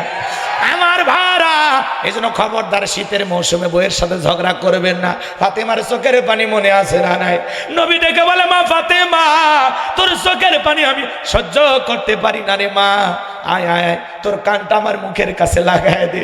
আমার নবীজি ফিস ফিস করে কি যেন বললেন, হযরত ফাতেমার কান্না বন্ধ হয়ে গেল। আমার নবী ডেকে বল, ফাতেমা তুমি আর কান্না করো না, তোমার কান্না আমি সহ্য করতে পারি না। আমার ইন্তিকালের পরে সর্বপ্রথম তোমার সাথে আমার দেখা হবে। ফাতেমার কান্না বন্ধ হয়ে গেল। আম্মা জান আয়েশা ডেকে বলে, মা তোমার আব্বা জান কি এমন বলেছে যার কারণে তোমার চোখের পানি পড়া বন্ধ হয়ে গেল? ডেকে বলে, আম্মা জান আমার বাবা আমাকে বলেছে বাবার ইন্তিকালের পরে সর্বপ্রথম বাবার সাথে আমার সাক্ষাৎ হবে। সত্যি মিলে গেছিল। নবীর ইন্তিকালের পরে 6 মাসের মধ্যে ফাতেমা ইন্তিকাল করেছিল। আমার ভাইরা, আসমান থেকে জিবরাইল এসে বলেন, নবী গো আসসালামু আলাইকুম ইয়া রাসূলুল্লাহ ইয়া হাবিবাল্লাহ। হুজুর নবী, আল্লাহ তাআলা আপনার শরীরের অবস্থা জানতে চেয়েছেন। আমার নবী বলেন, আগের চাইতে ভালো আছি আলহামদুলিল্লাহ। জিবরাইল চলে গেলেন। কিছুক্ষণ পরে আবারও জিবরাইল আসলেন, নবীকে ডেকে বলেন, নবী আপনার ঘরে ঢোকার অনুমতি চাই, তবে আসমান থেকে আজকে আমি একা আসি নাই গো নবী, আমার সাথে আর একজন ফেরেশতা এসেছেন, তার নাম হলো মালাকুল মউত। ও নবী, যেই ফেরেশতা দুনিয়ার কারো বাড়িতে ঢোকার অনুমতি চায় না গো নবী, আপনার অনুমতির অপেক্ষায় দাঁড়িয়ে আছে। বিশ্বনবী অনুমতি দিলেন, মালাকুল মউত বিশ্বনবীর ঘরে প্রবেশ করলেন, নবীজিকে সালাম দিলেন, আসসালামু আলাইকুম ইয়া রাসূলুল্লাহ, ইয়া হাবিবাল্লাহ, হুজুর নবী গো আপনার শরীরের অবস্থা কেমন? আমার নবী বলে, মালাকুল মউত অনেকটা ভালো আছি আলহামদুলিল্লাহ। ডেকে বলে, নবী আপনি যদি অনুমতি দেন আপনার রূহটা আমি বের করব, আর আপনি যদি অনুমতি না দেন গো নবী, আমার আল্লাহ বলেছে এক মুহূর্ত দেরি করবি না, আমার বন্ধুর যতদিন মনে চায় আমার বন্ধু ততদিন দুনিয়াতে থাকবে। বলেন সুবহানাল্লাহ। আমার নবী ডেকে বলে, আজরাইল আর কি কোনোদিন আসবা না? আজরাইল ডেকে বলে, নবী আল্লাহ তাআলা যেদিন ওয়াদা দিবেন আবারও সেদিন আসবো। আমার নবী বলে, মালাকুল মউত আর আসতে হবে না। এদিকে জিবরাইল বলে, নবী আল্লাহ তাআলা আপনার দিদের ইন্তজাম করতেছেন। নবী যখন অনুমতি দিলেন, মালাকুল মউত তখন বিশ্ব নবীর রূহটা বের করার জন্য নবীজির বুকের উপরে হাত রেখে দিয়েছেন। আমার ভাইয়েরা, নবীজির বুকের উপরে যখন হাত রেখে দিয়েছেন, আমার নবী চোখের পানি ছেড়ে দিয়া কাঁদে, আর ডেকে বলে, মালাকুল মউত রে আর সহ্য করতে পারি না, তাড়াতাড়ি হাত নামায়া নে। নবীদের চোখ বেয়ে বেয়ে অশ্রু ঝরতেছে। আমার ভাইয়েরা, আমার নবী ডেকে বলে, মালাকুল মউত রে এই যদি হয় মৃত্যুর যন্ত্রণা, মৃত্যুর শাস্তি, আমার উম্মত তো এত কষ্ট সহ্য করতে পারবে না, মৃত্যুর আগেও উম্মতের কথা বলে না। কেমন নবী পাইছি, সুবহানাল্লাহ সুবহানাল্লাহ। মালাকুল মউত ডেকে বলে, নবী বিশ্বাস করেন গো নবী, পৃথিবীর সব চাইতে কম কষ্ট দিয়ে আপনার রূহটা বের করার চেষ্টা করতেছি। আমার নবী বলে, মালাকুল মউত এই যদি হয় দুনিয়ার সবচেয়ে কম কষ্ট, আমার উম্মতেরা সহ্য করতে পারবে না, তুমি আমাকে কথা দাও আমার উম্মতের রূহটা বের করার সময় তাদের প্রতি ইহসান করবা, দয়া দেখাইবা, তাদেরকে কম কষ্ট দিবা। মালাকুল মউত ডেকে বলে, নবী আপনার রেখে যাওয়া আদর্শ মোতাবেক যারা চলবে গো নবী, আমি তাদের রূহটা বের করার সময় কম কষ্ট দিব। দ্বিতীয়বার যখন রূহটা বের করার জন্য নবীজির বুকের উপরে হাত রেখে দিয়েছেন, আমার নবী আবারও কাঁদে আর ডেকে বলে, মালাকুল মউত সহ্য করতে পারি না, তাড়াতাড়ি হাত নামায়া নে, আমি নবী আর সইতে পারি না। আমার নবী ডেকে বলে, মালাকুল মউত আমার বুকের উপরে যখন হাত তুমি রাইখা দাও, আমার কাছে মনে হয় পাহাড় আমার বুকের উপরে চেপে ধরা হয়েছে। নবীর কাছে যদি মৃত্যুর যন্ত্রণা এমন কষ্টকর মনে হয়, আপনার আমার মৃত্যু কতটা কঠিন হতে পারে, কতটা ভয়ঙ্কর হতে পারে, একবার চিন্তা করার দরকার আছে না নয়? নবীজির রূহটা যখন বের হয়ে যাবে, সেই মুহূর্তে আমার নবী বলেন, আসসালাত আসসালাত, আমার উম্মতেরা নামাজ নামাজ নামাজ। আমার ভাইয়েরা, ইন্তিকালের পূর্বেও নবীজি শেষ কথা বলে গেলেন, সালাত সালাত, আমার উম্মতের নামাজ, সেই সালাত আদায় করা দরকার আছে না নাই? আমার ভাইয়েরা ভালো করে বোঝার চেষ্টা করবেন বাজান, দুনিয়াটা কিন্তু চিরকাল থাকার জায়গা না। বাল তুসিরুনাল হায়াতাদ দুনিয়া ওয়াল আখিরাতু খায়রুন ওয়া আবকা। তোমরা দুনিয়ার জীবনকে প্রাধান্য দিচ্ছ, অথচ দুনিয়ার জিন্দেগি হলো ক্ষণস্থায়ী, আখিরাতের জিন্দেগি হলো চিরস্থায়ী। এই জিন্দেগি আজ হোক কাল হোক শেষ হয়ে যাবে, কিন্তু পরকালের জিন্দেগিটা শেষ হবে না। সেই জিন্দেগির জন্য নিয়ে কামল করে, 5 ওয়াক্ত সালাত আদায় করে, কারা কারা আল্লাহ রাব্বুল আলামিনের ডাকে সাড়া দিতে রাজি? 2 হাত তুলে আমার মালিককে দেখান। আল্লাহ আমাদের সবাইকে জিন্দেগি নেক আমল দিয়ে সাজানোর তৌফিক দান করেন, জোরে বলেন আমিন। সবাই নেক আমল করবেন তো? লিয়াবলুয়াকুম আইয়ুকুম আহসানু আমালা। আল্লাহ বলেন আমি পরীক্ষা করে দেখব আমলের দিক দিয়ে কার আমল কত বেশি সুন্দর। যে বান্দার যত আমল সুন্দর, আল্লাহর কাছে তার দামটা তত বেশি। কথা বলেন ঠিক কি না? তাহলে নেক আমল দিয়ে জিন্দেগি সাজাবো, 5 ওয়াক্ত সালাত আদায় করবো ইনশাআল্লাহ। আমার ভাইরা অনেক কথা বলার ছিল, আর সামনের দিকে না যাই। বাদশার ঘটনার হযরত আলীর কথা বলতে গেলে ওইদিকে সময় লাগবে। খালি কয় বলেন বলেন আর চলে না। নেন এদিক খেয়াল করো, 2টা কথা বলতে চাইছিলাম, আমি আপনাদের উদ্দেশ্যে বলতে চাই, শোনেন। একটু পরকালমুখী চিন্তা ভাবনা করেন। দুনিয়ার নিয়ে ব্যস্ত হলে হবে না, আখিরাতের চিন্তা করেন। মরণের এদিক খেয়াল করেন, মরণের পরে ভাইবে লাভ নেই, মৃত্যু আসার আগেই নিজেকে সংশোধন করতে হবে। এখনো তওবার দরজা খোলা আছে, এখনো মসজিদের দরজা খোলা আছে, কথা বলেন ঠিক কিনা? এখনো নেক আমল করার সুযোগ আছে, কথা বলেন ঠিক কিনা? নিঃশ্বাসটা বন্ধ হয়ে গেলে আর এই সুযোগ থাকবে না। কবরে যারা শুয়ে আছে ওরা কি আর একবার সুবহানাল্লাহ বলার সুযোগ পাবে? একটা বার আর সিজদা দেওয়ার সুযোগ পাবে? এ ভাই, এই সিজদা দেওয়ার মধ্যে আনন্দ খোঁজা লাগবে, সিজদা দেওয়ার মধ্যে সবচেয়ে তৃপ্তি খোঁজা লাগবে। আল্লাহর নিয়ামত খায়, আল্লাহকে সিজদা দেয় না। আমার চাইতে বড় নিয়মক হারাম কেউ আছে? কথা বলে না কেন?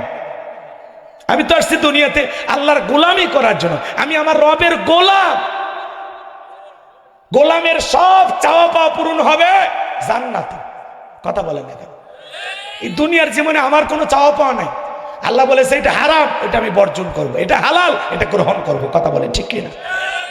আল্লাহ যেইটা অর্ডার দিয়েছেন এই অর্ডার মোতাবেক আমাকে চলতে হবে, কথা বলে ঠিক কিনা? আমার ভাইয়েরা এদিকে খেয়াল করেন, বসে বসে বসে 2 দিনের শেষ দিন মোনাজাতটা করবেন না?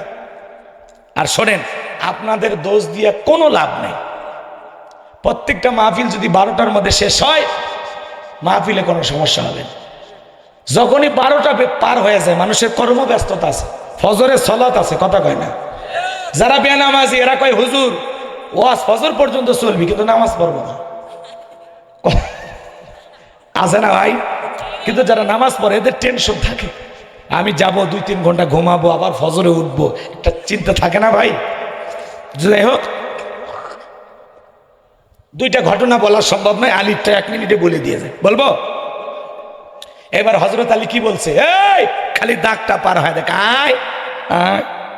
মাঝে মাঝে ম্যাডামেরা শট করে ঢুক পেরেছে, দেখেননি? আমাদের দেশের এক অভিমানী পাগলি চলে গেছে, কথা কয় না রে? কার কথা বলতেছে বোঝেন না? মাঝে মাঝে কল রেকর্ড ফাঁস হয়, আমি বাংলাদেশের খুব কাছে আছি, চট করে ঢুকবো। আপনি আসেন, এই দেশ আপনার বাবা, এই দেশ আপনার স্বামীর, আপনি কেন চলে গেলেন? আপনি আসেন, কথা কয় না কেন? বুবু আইবা তুমি আইবা গো, সেই দিন আইসা বুবু ক্ষমতা পাইবা না। বুবু আইবা তুমি আইবা গো, সেই দিন আইসা বুবু ক্ষমতা পাইবা না। খোঁজ নাই বুবু কাদের কাকার অবস্থা। এই লোকটাকে দেখবেন আমার খুব পছন্দ, এটা বিনোদনের নেতা ছিল। মাসুদ ভালো হয়ে যায়। এরা কারা, কোথা থেকে এলো? জালা, বিএনপির জালা, কথা কয় না কেন? জামাতের জালা আছে আছে। খোঁজ নাই বহু কাদের কাকার অবস্থা খারাপ, দরবেশ বাবার হাউ নাঙ্কেল এখন সামনেও আসে না। নেতা কর্মী সব জেলের ভিতর, আমি আসি ডরের ওপর, কখন জানি আসে গ্রেপ্তারি পরোয়ানা। বুবু আইবা তুমি আইবা গো, সেই দিন আইসা বুবু ক্ষমতা পাইবা না। থাকার কষ্ট দিব না, অনেকের 16 বছরের মহাব্বত তো কয়গুলো কেন বলে, মহব্বত কমে দেন। যে মা তার সন্তানকে ফেলায় যায়, ওই মায়ের ভালোবাসা থেকে লাভ আছে? মা মমতাময়ী নেত্রী, আপনার দরদ যদি বুঝতো আপনাকে বিপদে ফেলায় যেত না। আমার চাচা স্বৈরাচারীর সাথ ক্ষমতার থেকে পদত্যাগ করে জেলে গেছে, তাও দেশ ছাড়েনি। বিএনপি নেত্রী বেগম খালেদা জিয়া অসুস্থ মানুষ, জেল খাটছে, এখনো দেশে আছে, বাইরে যায় না। আর আপনারা এত বছর থাকলেন, আর কয়েকটা মিনিট টিকতে পারলেন না, কি হয়েছে? কথা কেন না কে? হ্যাঁ, অন্ধ ব্যক্তির নামে গাড়ি পোড়ানোর মামলা দিছে। শয়তানি কথা বিশ্বাস করছে আপনারা? কোন শয়তানক যদি বলেন একজন অন্ধ ব্যক্তি গাড়ি আগুন দিছে, তারা বিশ্বাস করেন? গাড়ি না শাড়ি, ও তো নিজের গায়ে আগুন দিয়ে বসে থাকবে, কথা কোন ঠিক কিনা? এত মিথ্যাচার ভালো না। আল্লামা সাইদি হুজুর নাকি 300 মেয়ে ধর্ষণ করছে। শয়তান বিশ্বাস করবি?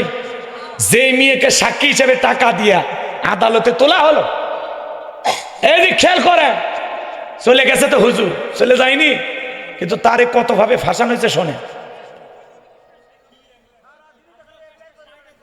চাচা থামেন, রাগ করি না, বাজান বাজান।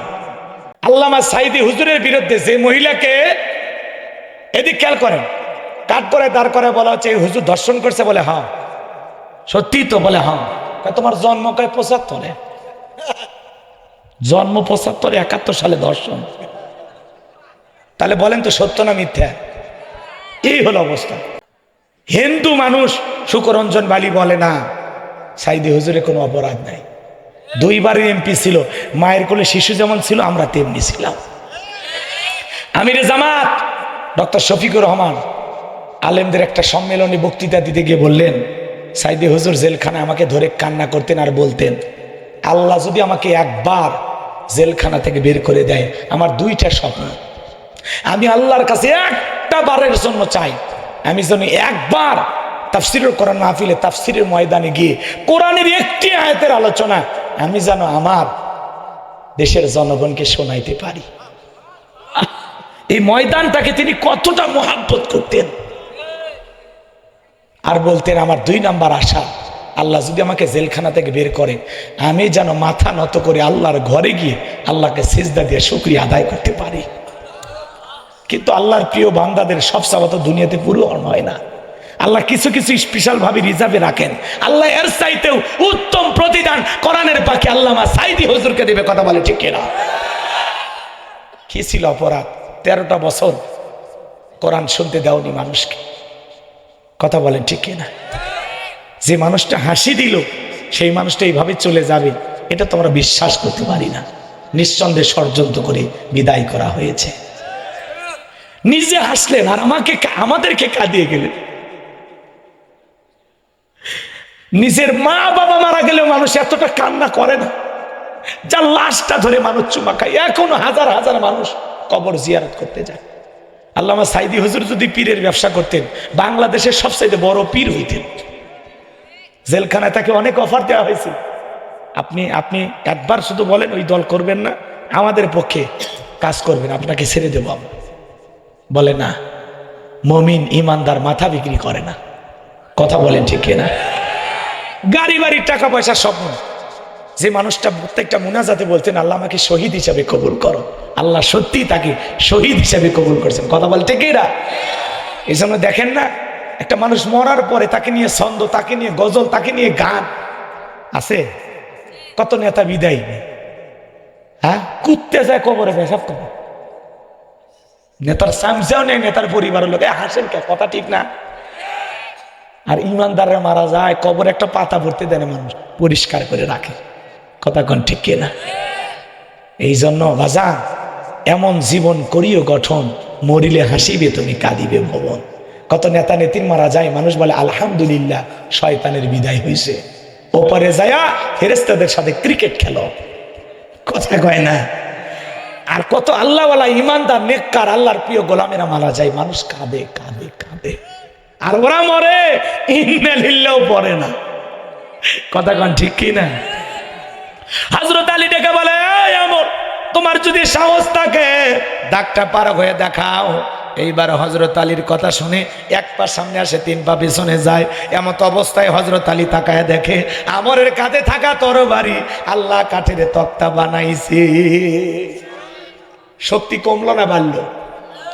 এইবার আমর যখন ওই দাগ বরাবর পা রাখছে, হযরত আলী শুধু কাঁধ বরাবর তরবারি ঠেকাইছে। তরবারি ঠেকাইতে দেরি আল্লাহ তাআলা ওই কাফের দেহ থেকে কাল্লাটা আলাদা করতে দেরি করে নাই। বলেন আল্লাহু আকবার।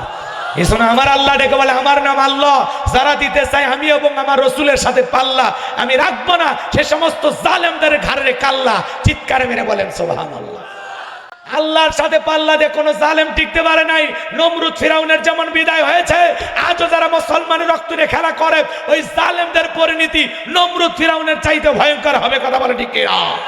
হে যুবক, তোমাদের রক্তের উপর ইসলাম প্রতিষ্ঠিত হয়েছে। মনে রাখবা, দুনিয়াতে গাছ গোছালি বাঁচাইতে যেমন গাছেতে পানি ঢালতে হয়, গাছের গোড়ায় পানি দিতে হয়, ইমানদার মুসলমান ইসলাম নামক গাছটাকে চিন্তা রাখতে হলে শহীদের রক্তের ফোঁটার প্রয়োজন হয়। আল্লাহর জমিনে আল্লাহর দ্বীনকে বিজয় করার জন্য কারা কারা নিজের জীবনের সব রক্ত দিতে রাজি, হাত তুলে দেখা। লিল্লাহে তাকবীর। আল্লাহ পাক আমাদের সবাইকে দ্বীনের জন্য কবুল করুন। ইসলামী আন্দোলনের কর্মী হিসেবে কবুল করেন, জোরে বলুন আমিন। আল্লাহ আমাদের জীবন দ্বীনের জন্য কবুল করেন, আমাদের কুরবানি মাল সম্পদ সব আল্লাহ দ্বীনের জন্য কবুল করেন, জোরে বলেন আমিন। পাশে কবর যেতে হবে, নেক আমল করে যাবেন তো ইনশাআল্লাহ। একজন মানুষ উঠবেন না মুনাজাতের আগে, সবাই দয়া করে বসেন, যারা দাঁড়িয়ে আছেন বসেন, বসে দোয়া করতে হয় বাবা, বসুন।